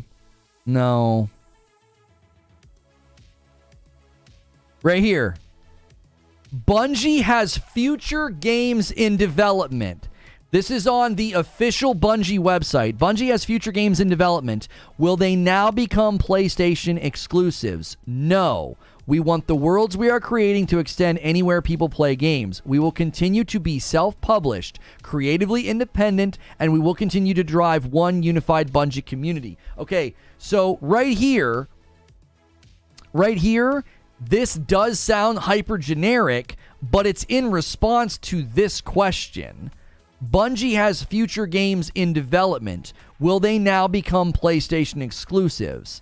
Now, that doesn't include any games that are not in development, right? It seems very carefully worded. If you want my personal opinion here, this leaves room for future Bungie titles to be a PlayStation exclusive. It would have to be something that's not in development right now. Do you understand what I'm saying? Bungie has future games in development. Will they become PlayStation exclusives? They also said it on Twitter. I DM'd you the link. All right, hang on a second. I think what the frick is that? I think I already have I think I already saw the Twitter one. I think it was also in some respects kind of generic. I'm not seeing a DM from you. Did you do it to my big account? Yeah, you did. I don't know who this is. No, I don't have it from you. Could still just mean PC. This one. Destiny 2 will remain on multiple platforms. Our games will continue to be where the community is, wherever they choose to play. Yeah, I'm telling you, there's wiggle room there. There is. There's wiggle room there. I thought it was more strongly worded than that. That's not as strongly worded as my memory of it is. That's so funny how your memory can betray you. I swear to frick, I read the sentence, all future Bungie property will remain multi-platform. Like, I swear to frick, I read that. It's so weird that I have that memory and it's a false memory. Check the article. What article? Lono, check. Check what article? An article's doing the same thing, though. It's just going to quote the official. All it's going to do is quote the official stuff. You're going to do this to me again? This screenshot. Yeah, help me out here. I went to...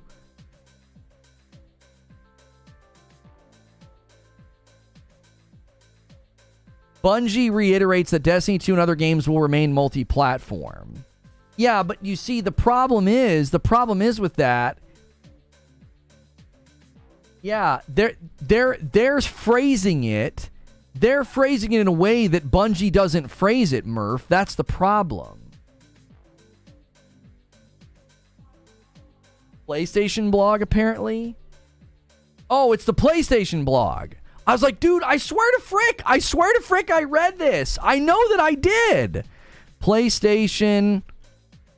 I can't type like this because I'm like reaching over my Stream Deck. PlayStation blog. Bungie. Okay. Okay. All right. Bungie will remain an independent multi-platform studio and publisher. Bungie's world-class experience in multi-platform development and live service games will help us deliver a version of expanding PlayStation. Okay. Global multimedia company. Yeah. Is it somewhere? Where is it in here? We're getting old Lono. Swear to me. Yeah, I swear to you, I read it. What if we use the word, what if we search for the word future? I can't remember what it was, how it was phrased. Oh, that's it right there. Bungie will remain an independent platform, studio, and publisher. This means that the current title, Destiny 2, and all future titles by Bungie will continue to remain on multiple platforms. Is that in here? That's the phrase I'm remembering right there. That's the one.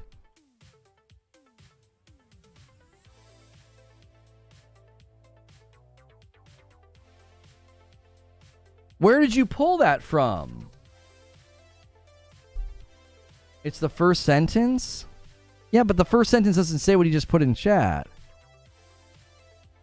Yeah, them remaining an independent multi-platform studio doesn't mean they can't make a first-party game. I want the quote that Hollow put in chat. Where did you pull that from, Hollow? Bungie will remain an independent multi-platform studio and publisher. This means that the current title, Destiny 2, and all future titles by Bungie will continue to remain on all platforms. Where is that? Is that in the Bungie blog? Why is it doing that?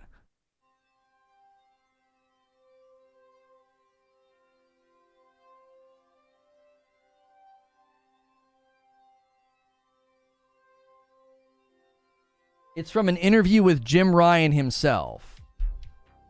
See, that's the sentence that I remember reading.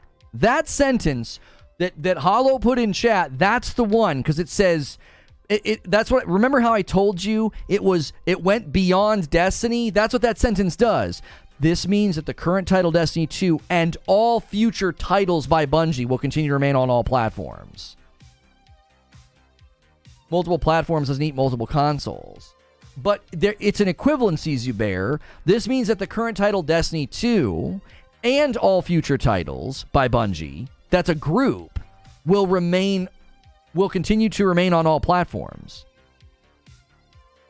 They're making a very, very clear connection there with that quote.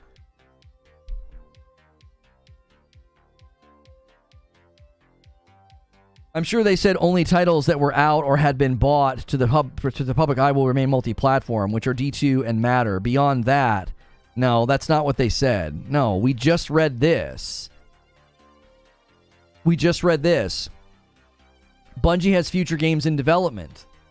And so there are future games in development we haven't even heard about from them. So no, that's false. See my earlier comment. The article is titled, Destiny 2 and the future Bungie games will stay cross-platform after Sony purchase. Yeah, I mean, if Jim Ryan is saying that, then that's kind of the end of the matter. If he is the one saying it.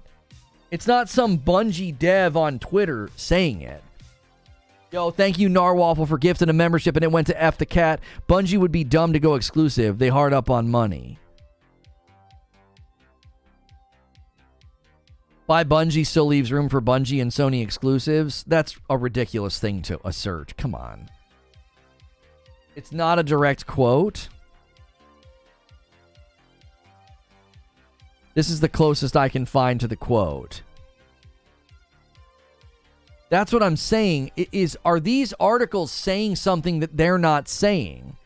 We can't find anything official from Sony. We can't find anything official from Bungie that says all future titles. We're finding articles that are saying that after they do an interview, but they're not explicitly stating it.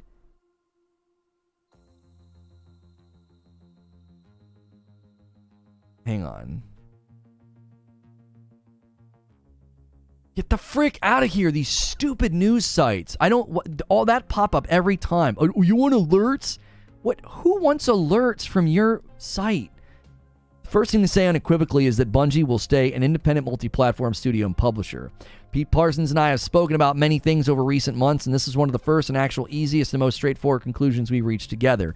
Everybody wants the extremely large Destiny 2 community, whatever platform they're on, to be able to continue to enjoy their Destiny 2 experiences. And that approach, okay. Oh, right here. Right here. That's unequivocal. This is it right here. I think people are coming to a correct conclusion. Jim Ryan says, everybody wants the extremely large Destiny 2 community, whatever platform they're on, to be able to continue to enjoy their Destiny 2 experiences. And that approach will apply to future Bungie releases. That's unequivocal. Right? He's saying future Bungie releases are going to follow the same format that we're following with Destiny. That's what he's saying there. Agree that language says it'll be on Xbox. Yes, that means that Destiny 2 and future Bungie releases stay on Xbox. Bungie will operate autonomously within the Sony Interactive Entertainment organization. They will continue to publish on other platforms. We get the importance of this. We have grown studios organically, but we've also made a number of acquisitions over the years. Whether it's Naughty Dog, Guerrilla, Sucker Punch, and most recently Insomniac, we understand how important it is to give the great organizations the space and independence whilst bolstering that with great support when and where they are needed. Yeah, I think this right here is all you need. Right here. Right here, Jim Ryan is saying Destiny 2 staying multi-platform, and that approach will apply to future Bungie releases. Now, he doesn't use the word all. He just says that approach will apply to future Bungie releases. But then when you come down here, Bungie will operate autonomously, and they will continue to publish on other platforms. Like, I don't know how else you read this. Like, if I read that and then I go to the Bungie.net frequently asked questions, there does seem to be some wiggle room here. There does. Because Bungie has a very similar answer. They say, Bungie has future games in development. Will they become PlayStation exclusives? So, no. We want the worlds we're creating to go anywhere people play games. Okay, but this is only asking about games in development.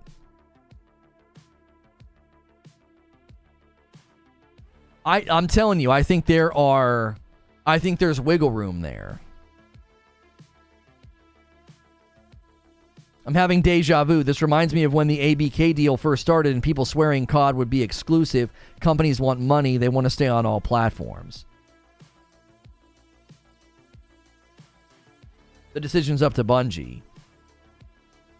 Ultimately, yes, the decision is up to Bungie.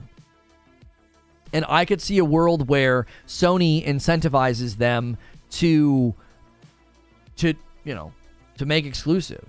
To do an exclusive, to do a time exclusive, something of that nature, right? Sony owns them. You can let on Bungie as independent if it helps you sleep at night.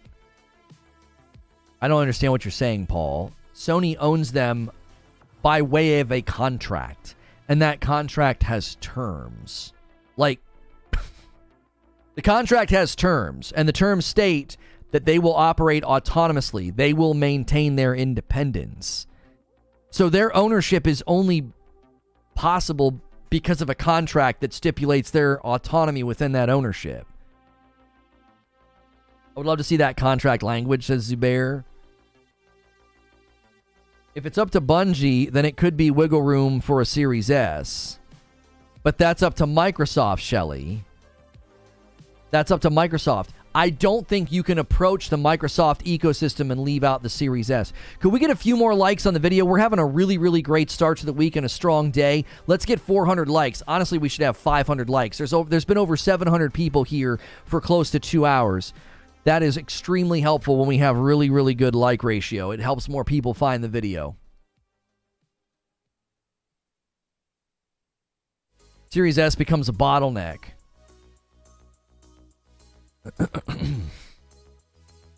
They have the freedom to skip the Series S. Okay, you have to understand. Track with me here, Shelley, because I know where you're going, but we can't go there. They can opt to leave Xbox entirely. Now you're on the right track, Shelley. Yo, what's good, Brap? Now you're on the right track, because they could look at that Series S and say, we would like to skip it. And Microsoft says no. And they say, well, then we're not coming to your ecosystem.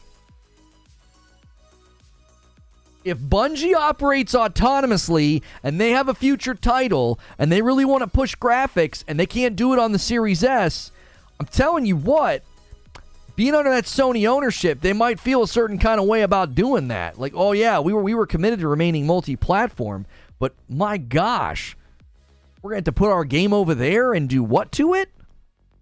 What if it's the other way? What if the Xbox version is built for the Series S and the better graphics are on the PS5 and the Series X is left for future updates? Inadvertent exclusives. It's already happening. I told you like a month ago when we covered the Baldur's Gate 3 thing, and I said, I told you so about the Series S. I said there will be inadvertent PlayStation 5 exclusives because companies are just going to skip the Xbox. Their saturation's bad, and they have a bottleneck console. You think companies right now that are trying to leverage ray tracing and better textures and better lighting? I mean, look at what's happening to games when they're not ready. Like, look at what's happening. Cross-platform doesn't mean every console. Sony got EVO. Thoughts on Sony buying Arc System Works? I can't comment on that. I don't know what that is.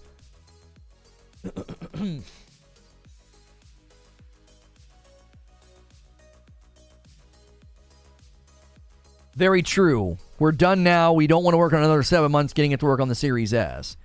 But then Bungie would lose 10 or so Xbox Series users. That's rude. Lono, so the Series S Pro, is it just going to be a Series X? oh, I don't think there's going to be a Series S Pro. I don't think that's going to be a thing. As far as I can tell, Microsoft is shifting away from console focus. They're shifting away from console focus. They're shifting their focus toward the ecosystem. They're shifting their focus towards PC. You watch the next 12 months, there's going to be a big push. There's going to be a big push for them to get a foothold in the in Game Pass on PC. That's what it's going to be. Game Pass on PC is going to be their next big push. Your console focus is just going to be lowered. I'm not going to say it's going to be non-existent, but it's going to be lowered. Ardo is now available on Steam. Oh, that was that cool painting-looking game. Let's see here.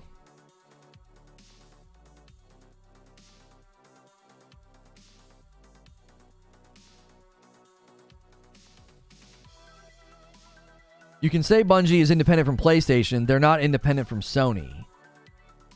Paul, they have a contract. Like, that's the point, though. What you're saying is not substantiated. It's pure speculation that there is somehow some sort of a hierarchy that Sony could come in and say, nope, everything's null and void. You only make games for us now. I do not think that would be legally tenable. I don't think you can do that. You can't buy a company on the grounds of remaining autonomous and independent and then come back later and pull some Darth Vader. Pray I don't, alter the deal further. Like, what the frick? ACG broke embargo on Redfall review by accident. He deleted a tweet and said Redfall is one of the worst games of 2023. Oh yeah, tomorrow's going to be red hot fire. It's going to be amazing.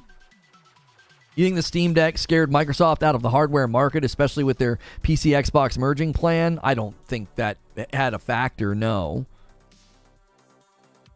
Seems like PlayStation might have some wiggle room to use Bungie IP exclusively developed by their own studios. Yeah, tomorrow's going to be just red hot. All that stuff coming out early. I didn't want to change today's deal because I thought this was a good show, speculating about acquisitions, speculating about PC games. We can still talk about that. We can kind of save that as the final subject to discuss for today. What games do we think are coming to PC next from PlayStation? I think we've established, as Jim Ryan said unequivocally, that Bungie is independent and will work autonomously and will continue to put their games multi-platform. It's up to Bungie. So that doesn't mean that they aren't going to find reasons to bump games from other platforms. But as it stands right now, that wouldn't be Sony's decision. That would be Bungie's decision. Perfect image with the $2 super chat. Y'all all Unreal Engine games not working well? Yeah.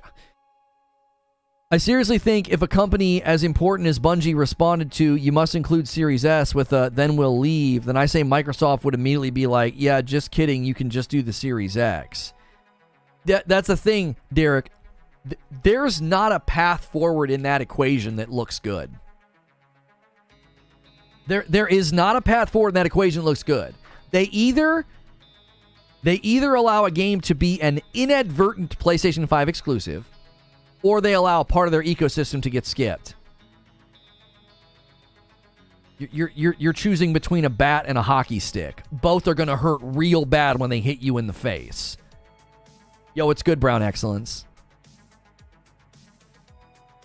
ACG didn't remove his video. He just marked it private. It's up, just not public. Some of these guys are going to get in trouble. You're messing with Microsoft, bro. They will. You want to get your channel and your career nuked? Break NDA and do it against Microsoft. Bro, I'd be sweating bullets if I was any one of those outlets that broke Street Date, that broke NDA on that embargo. I would be literally sweating bullets because you just broke NDA on a Microsoft-owned property. You want to drop an anvil on your career? How do you make that mistake, bro? I would be absolutely sweating bullets right now. Break an embargo on a Microsoft-owned property, one that's going to be an embarrassment for them. Yeah, good job. Hopefully you have a good lawyer.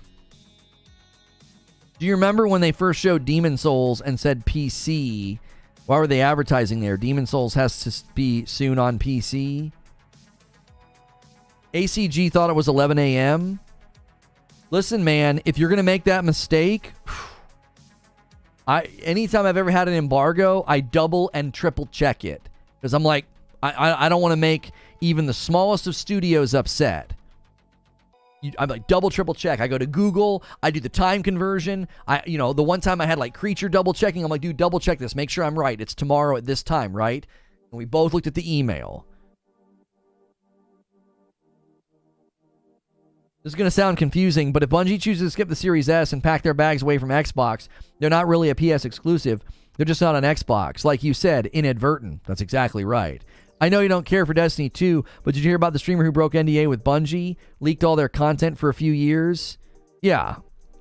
And then he got caught, and then he lied. And I don't know why he would go on a warpath and call them out, because Bungie is litigious. That's the word, right? Litigious. They like to sue. He's lucky they didn't go after him legally when he started all that fanfare on Twitter, making them look bad. Because they could be like, okay, we'll make it a matter of public record. We'll sue you, and people can see the documents. Hopefully you have good legal representation and can afford a dadgum retainer. Like, I'm surprised they didn't do that. Because that's how Bungie rolls, bro. Trust me. I know firsthand. They don't like it when you make them look bad in the public. I learned that. I'm surprised they didn't go after him. I really was surprised they didn't do that. Just to be like, look, we'll make it a matter of public record. Because that's what everybody kept saying. We want to see the evidence. So, but I want to talk about games coming to PC. Because that's an aspect of this morning's monologue that we have completely not talked about. I love that. What the force is this for the members recap thumb? That's fantastic, Creature.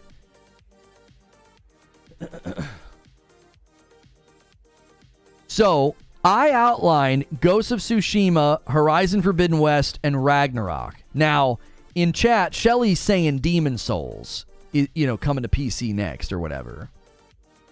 I think the surprise PlayStation PC port this year is Ragnarok in December. I think that's going to be like a big surprise thing that they do. Because 2018 did so well on PC, they apparently learned things when they bought God of War to PC, and they went and changed pipelines on the development process of Ragnarok. So Ragnarok could come to PC way faster, and there is literally nothing you can do to that game. No DLC, no add-ons, no nothing. They're not doing anything to it. So if there's going to be a game that comes to PC within that 12 to 13 month window, it's God of War Ragnarok. Why didn't he answer the question? Why didn't who answer what question? Are you talking about me? Who are you referring to? Perfect image. I don't want PS games coming to PC if they're going to launch like TLU 1 did. Right. No, I agree with you. I said that in my show open. I said they need to do two things with their PC games. Market them better because they screwed Returnal over, and there needs to be better quality. Bro, if you bring Ghost of Tsushima to PC in the state that The Last of Us Part 1 is in, homie, I won't go get Lucille. I won't get a bat. I'll get a tank. I will get a tank. I will be so furious. I will not be taking a bat to that subject. I'll go napalm. I'll be so angry. I will be absolutely furious. People think I'm a Sony pony. Yeah, you watch Tsushima. If Tsushima comes to PC in the state that The Last of Us 1 did, bro, you will not see a Sony pony. You will see rage. Oh, you want me to answer the question why Unreal Engine games not work well? You think I was like dodging that question?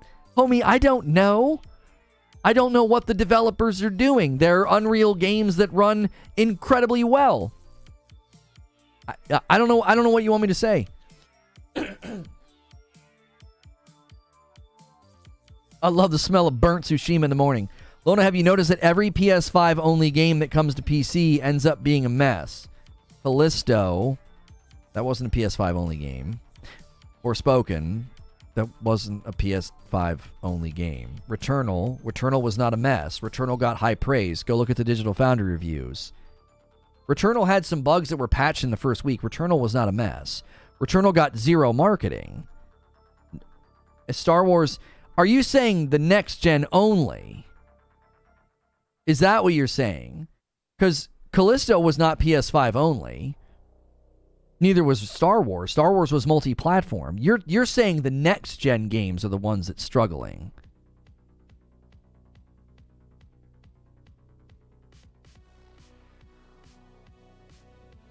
Not everyone, but a good chunk of them. Well, Callisto has nothing to do with PlayStation. Neither does Forspoken. Those aren't first-party titles. T-Lu Part 1 is totally on PlayStation and Naughty Dog. Returnal was not a mess when it came. It got high praise. The Digital Foundry breakdown of Returnal is that it's a very good port. It's a very good game. It had some bugs in like the first week that they patched.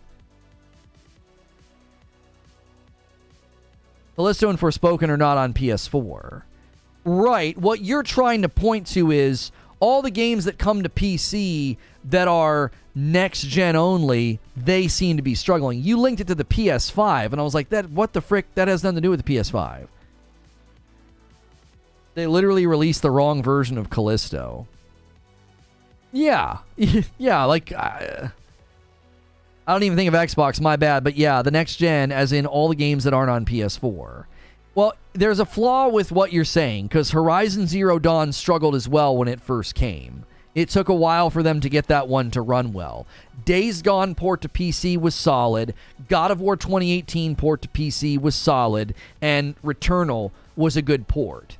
Returnal had something weird the first week that they fixed, and Returnal got shredded by the Steam user base because of the Epic Online Store being used for the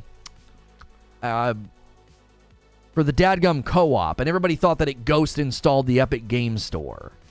Epic Online Services was used for co-op, and everybody lost their minds. It ghost installs Epic Game Store, and it got like downvoted day one, and it never recovered. And what Wheezy's saying, they didn't market Returnal. I don't know why you wouldn't market that. It's a rogue.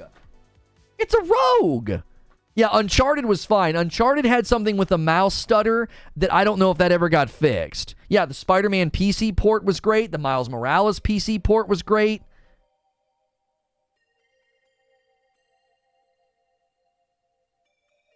And Callisto's on PS4, is it not?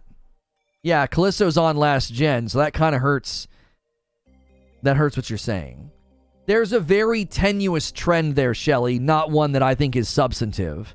Because Horizon Zero Dawn, Spider-Man, and Miles Morales were all on PS4. So I think your point just got... Yeah, that's been dismantled. That's a dismantled point. There's not a strong trend there at all. That's extremely tenuous. It's not next-gen games that are coming to PC that are struggling. It's not. Like, there are plenty of games that are on both ends of that spectrum that did just fine. In fact, the remastered version of Spider-Man that's the PS5 version that came to the PC, did it not? Days Gone runs amazing on PC. Yeah, Days Gone was a PS4 and a PS5 title. It's hard because Shelley... On one hand, Shelley's right. Like, a lot of the games that ran fine were on both old and new gen. And a lot of the games that are running poorly are next gen only. Not all of them, but that seems to be the trend of, like, Jedi Survivor, next gen only title. It struggled. Last of Us Part 1, it struggled. But there's not enough to create a pattern, because Returnal was next-gen only, and it was fine. And I have a video coming today. I have a theory on what happened with Jedi Survivor. Returnal's the only next-gen PS5 only game on PC that ran fine. No, because the remastered version of Spider-Man, that's a PS5 only download. There are too many conflating variables. Yeah, that's hard to make your case. Days Gone's PS4 only. There's not a PS5 update to Days Gone? It just had a frame rate increase. I thought they did something to that game for the PS5. Hang on, I didn't read this. Brown Excellence with 3 months. Happy May to you and the Reforge family. Hopefully we get some new Spider-Man 2 content soon. Thank you so much, sir. Did I miss any other announcements? Guys, we are... What was I going to say? Oh, I was going to talk about this. Yeah, we've already gotten our 25 member goal for the day. If you hit 50, I got to do more. I gift those during the premiere. I have a premiere today about Jedi Survivor, so don't miss that video. That's going to be a good one. I basically am like, it's a disaster. Who is to blame for this? And I have a theory. Jedi Survivor doesn't need ray tracing performance mode. It's too expensive. Well, devs like ray tracing because it automates work for them. It's not just about looking pretty. It's about speeding up development time.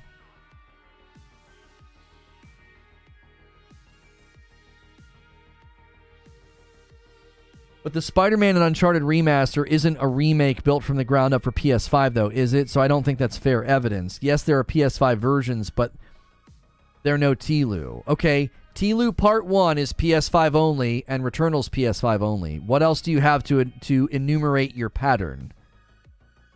What other PS5 only titles are going to establish your pattern? Because Jedi Survivor is multi-platform. So you have The Last of Us Part 1 seemingly rushed to market to coalesce with the TV show. And then you have Returnal. Are there any other PS5 only ports right now? Because Survivor runs like garbage everywhere. Funny enough, Survivor seems to run the best on the PS5. Lono, I envy your hair for your age. Thank you. Yeah, I enjoy having this much hair at 42.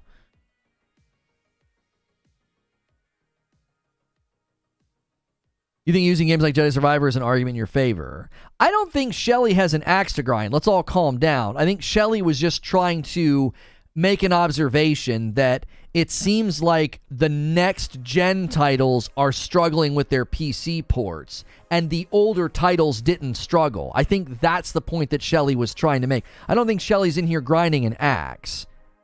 We can tone it down just a little bit. I think Shelly's saying, look at all these older games. Miles is older. Spider-Man is older. Zero Dawn, God of War 2018, Days Gone. These are all older, and they seem like way more stable ports.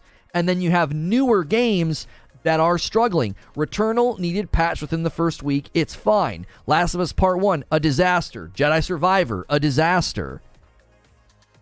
Newer games porting to PC seem to be struggling.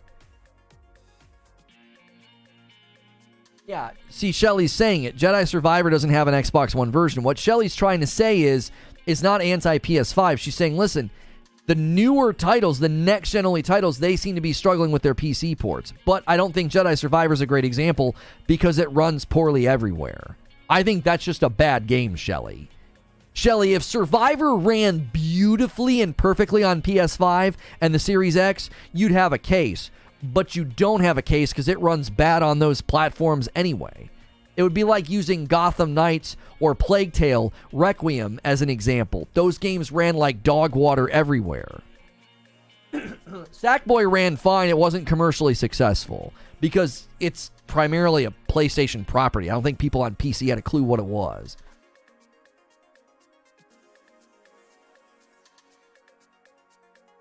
Haven't been in the loop since watching your gameplay. What's one of the glaring issues? Frame stutters, frame drops, screen tearing, game crashes, resolution that looks like a Nintendo 64 game at times. Ghost of Tsushima needs to be ported to PC. Is that confirmed now? No. We're speculating what games would come next, and Shelly threw out a what for. Shelly's just making the observation that the newer games that are leaving behind old gen are struggling on their PC ports. Shelly, I think we can have correlation here and not causation. Because correlation here would be, if you're leaving behind old gen, you're going to be doing newer things, newer tech, and pushing the envelope. Those are going to be games that are prone to not porting well and struggling. Does that make sense? Not an excuse. I'm just saying those games are more likely to have issues with their port because it's a bunch of newer stuff. They're more ambitious. I did see the issues with Jedi Survivor on my PS5, yes. Gotham Knights and Requiem are next-gen games that also fit my next-gen bad PC ports. Just because they suck on console 2 doesn't invalidate my point. It's not that it invalidates it. It's I think this falls into correlations, not causation. Or maybe it is causation, because the correlating fact is these are all games trying to do next-gen stuff, next-gen lighting, next-gen textures, and that's creating a causality. They're trying to port it, and they're struggling because maybe they did too much. Maybe they were too ambitious. Many of us speculated that specifically with like Plague Tale and Gotham, it was something with the lighting that just made them run bad. And then when you bring it to PC, it's baked into the crust. Like you're trying to port a bad game. It invalidates your point because you're trying to use PC as the cause of the issue when it performs terribly everywhere. I don't think she's saying PC is the issue, Wheezy. She's linking it to them being next-gen games. Y'all are in like a reaction state. Come back down here and dialogue with what Shelly's saying. Shelly isn't saying PC's to blame. She's saying the next-gen games seem to be the blame. Games that attempts to leave behind old gen aren't porting well to PC. I've said that like 5 different times. That's the general crux, I believe, is what Shelly is driving at. Shelly's not blaming PC. Next-gen titles are struggling with PC ports because when you crank settings and features and then you don't take the time to optimize, there's a bazillion configurations will explode. Yeah, which I think Shelly's observation is then sound. We've come up with an answer to Shelly's inquiry. Why are all these next-gen games struggling with their PC ports? There's your answer. So she's observing a pattern, and we're affirming the pattern by saying, well, yeah, all these next-gen games aren't optimized well. They cranked everything up to 11, and then you bring it over to PC, and it's running bad everywhere. So, of course, the PC port's going to be bad. If anything, the PC ports are worse. Could Ratchet and Clank finally come to PC? I'm not sure. Lono is correct. It's not impossible, but it's a huge ask. Spider-Man Remastered is a good example of that. Originally, it's a PS4 game remastered to PS5, but still demanding on the PC and the CPU. I blame the Series S. Jelly says, I'm just saying, the next-gen games, list the next-gen games, and all of them on PC are also 90% bad. Returnal was given a pass.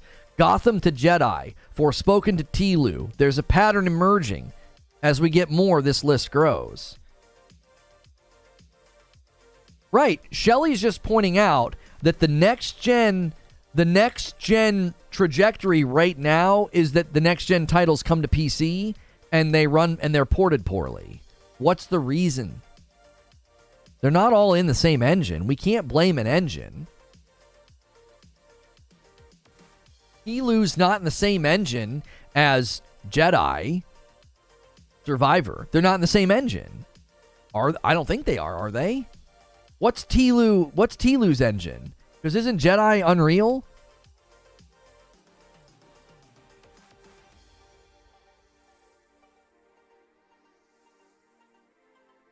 Recent PC ports have been awful. Blaming PC gaming in itself would be an easy out. I think cranking the games up to levels that no platform can handle is the problem. It has nothing to do with the consoles, though, just to be clear.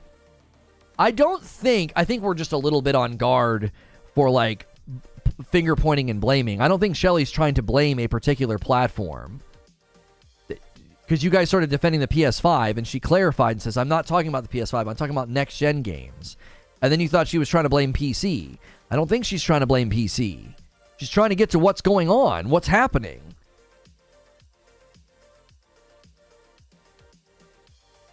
Recent PC ports have been awful. Hang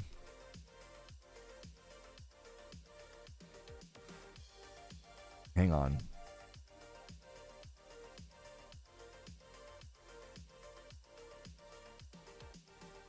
Only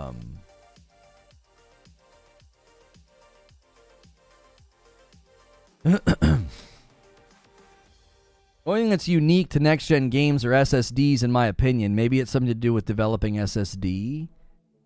I don't think it's SSDs. I think with Survivor, I think it's a texture thing. I think they did something funky with the textures. I don't know what they did, but I think they did something funky with the textures.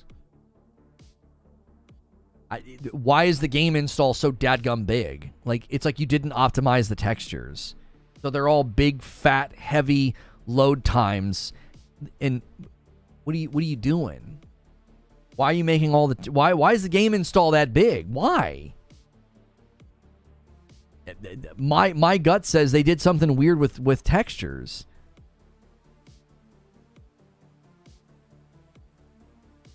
Look at how fast Survivor's being patched. It's solely a time thing. Oh, no, yeah. My theory today goes beyond textures. The timing, I'm going to tell you who to blame, and I'll tell you in my upload today. I'm going to tell you who's at fault. And I don't think it's a hard stone to throw. I think it's an easy stone to throw. They're terribly optimized games. It has nothing to do with SSDs. Yeah, I don't think it's SSDs. I don't think they've optimized the textures in Survivor, like, at all.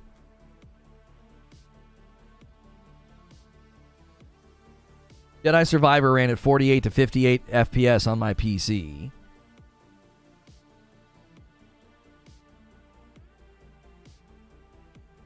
PC's not able to stream in the data fast enough. Shelly says, all these next-gen games were made with SSDs in mind, and that's something that translates to PC. I don't know. Maybe the reason they all suck in some technical thing to do with how they make for SSD. Yeah, but that doesn't have anything to do with PC problems. The PC problems aren't, like, answered by an SSD. Thrifty says it's because devs are trying to do more because the consoles can handle more this gen. The problem lies in the fact that PC ports need to test more now than they have because they have more features. The Series S is to blame. Listen, the conversation that we're having right now is exactly why you should be worried about the Series S this generation. Because these developers are trying to push the envelope. They're trying to put as much as they can into these games, and it makes them struggle. They can't come to market as fast as they want, and when they come to market, they're not ready. Look at the Redfall gameplay footage. Look at Survivor. These games aren't ready. Now, I don't even see anything next-gen in Redfall. I don't know what the frick happened with that game. Basically, Lono, says Shelly, if a game is announced for PS4 and PS5 and PC, I feel a lot more confident in the PC port than if it's a PS5 and PC. No, I get what you're saying. You're not grinding an axe. And listen... We're too quick to react strongly to people. We're not in a toxic fanboy stream today. Some of you guys need to turn the volume down. Like, Shelly's just speculating about stuff. She said maybe it's SSD.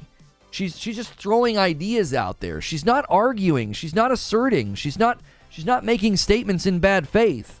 Some of y'all need to chill. Like, chill, daddy. Respawn wouldn't be required to maintain Series X, Series S parity, would they? Couldn't they just 460 on the X and 30 on the S? Yeah, but see, Sven, I just don't think it's that simple. I don't think it's as simple as like, yeah, launch your next-gen only game and just turn stuff down for the Series S. When you have a memory bottleneck, Sven, that is not a simple solution. According to two lead developers at id Software, the guys who make Doom, they're like, it's not that simple when you have a memory bottleneck like that. You can't just like turn settings down. You've got to literally you've got to go to the S first. I don't appreciate your disparaging remarks about the Series S. It's been a fine desk ornament for the past 4 months. Yeah, Survivor's 30 FPS on the S. 1080 30. It's going to stay there, by the way. There's no optimization patch out of that gutter.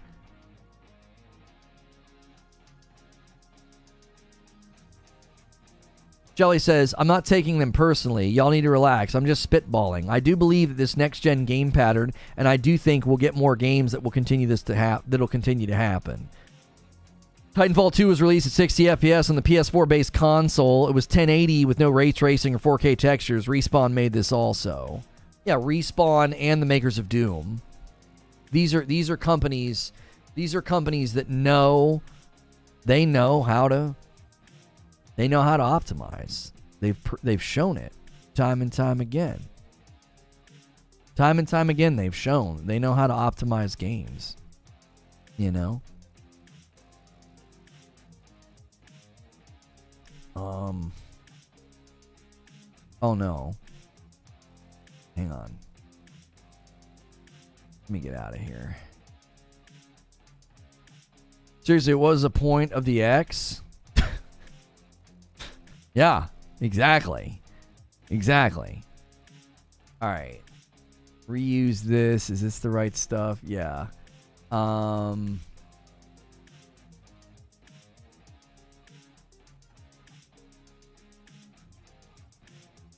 from WTF Gaming Channel. What are you explaining why are you explaining this to simpletons? I'm not explaining anything to simpletons. Don't insult the people in chat. There's no reason to do that. We're having a discussion. There it is.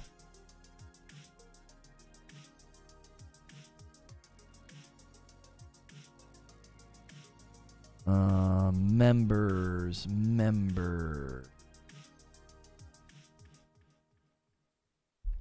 Point of the X is to have a disk drive. We're going to look back in 10 years and ask what in the heck Microsoft was thinking with the S. Have you seen the new interview by Herman? Yes, I have. I'll be probably reading through that as an upload. That'll probably be an upload for tomorrow. Chat, need a snack? No. I just think people are a little bit, in light of the recent things we've had to cover, I just think people are a little bit on guard. Like, they hear somebody saying something and they assume malintent or, you know, I don't know. I just think we're maybe a little bit too on guard and a little bit too, you know, sharp. You know, that's all. I don't think anybody's being mean or unkind. I just think we're a little jumpy. We're a little froggy. That's all. We're a little jumpy because, you know, we've spent a couple of weeks having people try to cave my head in because I'm not towing the party line. And they're all really angry that the planets are aligning because I said Redfall looks bad. I said the ABK deal wasn't done. Like, you know, it's good to be right now, but it also leads to a lot of personal attacks and a lot of toxicity. So I just think some people are a little jumpy, you know. Sony aims to sell 25 million PS5 units in April. What? What? Oh, 25 million by April. I was like, in April? I'm like, I'm sorry, huh? I misread that headline. I was like, wait, how do they intend to do that? Oh, man. Yeah, 25 million, baby. In a whole month. Yeah, I'm not sure how, but they're going to. Redfall does look bad. You're telling the truth. I don't know why you're acting as if anyone did. All I ask for is a good game to play on PC. Is Armored Core on PS4? Because if it is, GG, guys. You'll get a good PC port. I think Microsoft will get around the 10-year thing. I haven't researched it enough. My very pedestrian armchair understanding of that 10-year clause is they can't just like appeal and leave the deal as is. They would have to alter. They'd have to make significant revisions the deal as they submitted it is blocked for 10 years unless they make significant changes to it. That's my drive-by armchair understanding. Like, I don't like commentating on stuff I haven't, vetted and researched fully, because all these, douchewagons on Twitter are going to clip me out of context. I'm like, this guy doesn't know what he's talking about. This one time he commentated on something because he hadn't researched it yet. Like, I don't like commentating on stuff until I fully researched it. But my drive-by understanding is the 10-year block. It's not a 10-year block that people think it is. It's like you would need to make alterations to the deal for us to even reconsider it. Or this deal as it stands is blocked for 10 years.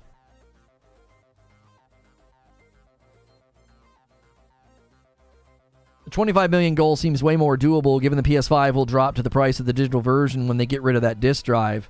They stand a good chance to sell 25 million. LOL to people thinking this next year is a down year. Eugene, we're getting the DLC in Spider-Man. Do you know what I'm saying? Like, I know that Final Fantasy 16 is basically a first-party property, but we're getting a DLC and we're getting Spider-Man. Like, come on, we've got to be honest here about this. This is a thinner year. They literally said in one of their earnings calls or something recently, something came out that like Spider-Man's basically it for the big first-party AAA releases this year. That's it. That's what we're getting. I don't think it's bad to say that's a thinner year than people were probably expecting. We got Forbidden West and God of War last year. We're getting less than that this year from the first party. We are. Nah, more than that? No. I'm telling you right now, I'm going to end up being right on this. They said it in an earnings thing. I saw the report. They basically said Spider-Man's it. Spider-Man's been confirmed as later as Friday afternoon.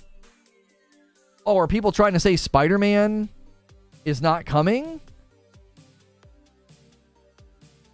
They were saying that the big first-party AAA offerings this year, that Spider-Man's basically it. Oh, people were saying it'd be a financially down year. Sony confirms Spider-Man 2 is it for AAA. Where's the report?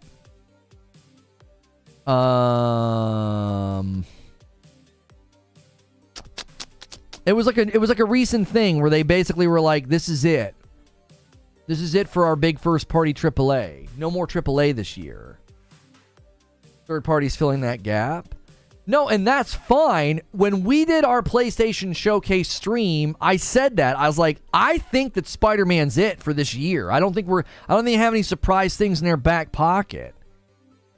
Ultimately, if more games come to PC in the state of TLU Part 1, you can keep your games on PS5. Maybe that'll give me a reason to turn it on. I can't imagine they make that mistake again. With PlayStation's commitment to quality, I seriously cannot imagine they do that again.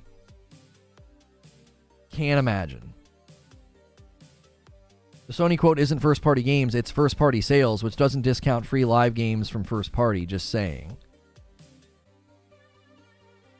I don't know the exact quote, Shelley, so what you're saying is that TLU factions could still be coming, is what you're saying to me.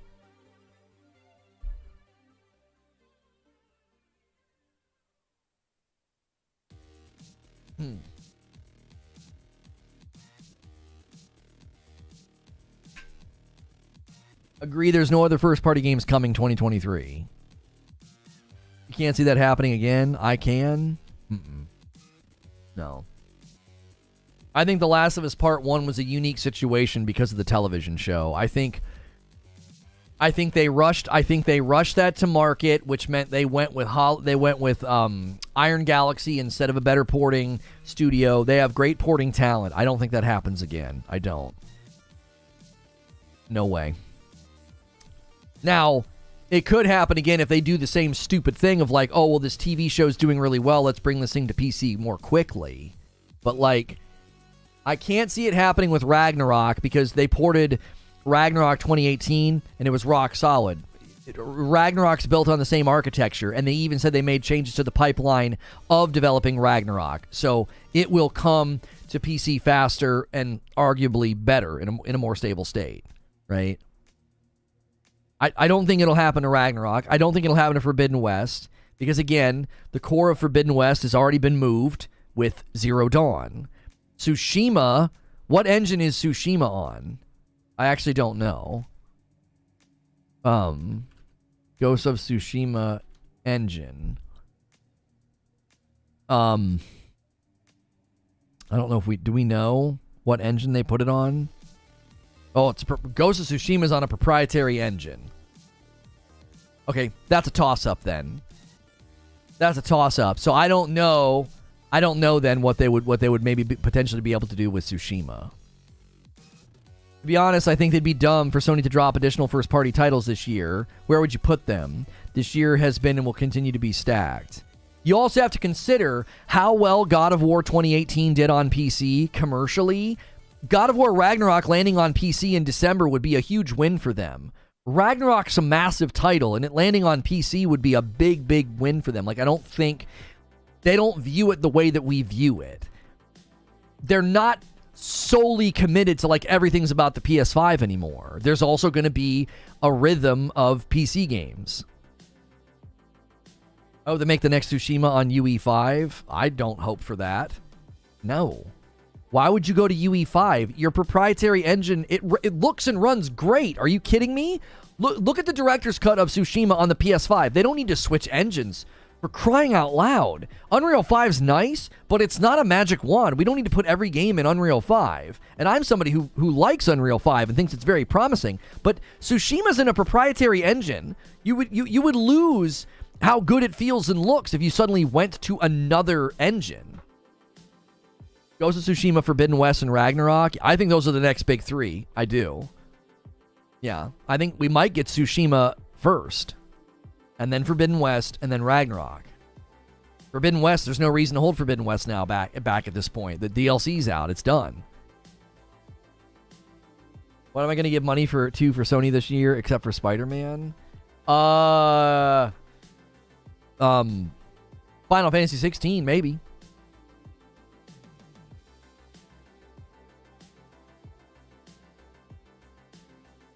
Facts, good words.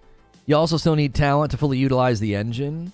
Yeah, you've got Sucker Punch with their own proprietary engine. Why would you make them all suddenly have to learn a new engine and port all their assets? That would be incredibly stupid. I'm not trying to be mean and dismissive, but I don't think you understand what it would entail to switch to a completely different engine. They're not going to be going up from like UE4 to UE5. That's different. That's different. Sucker Punch has their own proprietary engine. Insomniac has their own proprietary engine. Brother, keep using those engines because your games look amazing. You don't need to convert your entire staff, licenses, as all your assets and everything over to UE5. Why? You can, put a little bit more sweat beads on Jin's face? Like, I was using UE5 a bad thing? Nobody said it's a bad thing. You're not listening to what I'm saying. The task of porting to UE5 wouldn't make any sense. Why would you do that? What's the impetus? Tsushima looks amazing. Sucker Punch uses their own proprietary engine, which means their efficiency and their ability to crank out another game is on like a level 10. You're going to ratchet that all the way down. They got to port everything over to a new engine and rebuild everything. That would be terrible. Those engines are literally built around PlayStation architecture. Right, like UE5 is a perfectly good engine. It looks awesome. Like Hellblade 2 looks really promising. But like, if you have an engine built around the architecture of the PlayStation and then you go to the UE engine, which is a more general engine, that doesn't make any sense. We got to get out of here, by the way. I'm going to gift you guys the 5 members that I owe you in this premiere that I'm going to send you to. I'm asking the question, who's to blame for Jedi Survivor?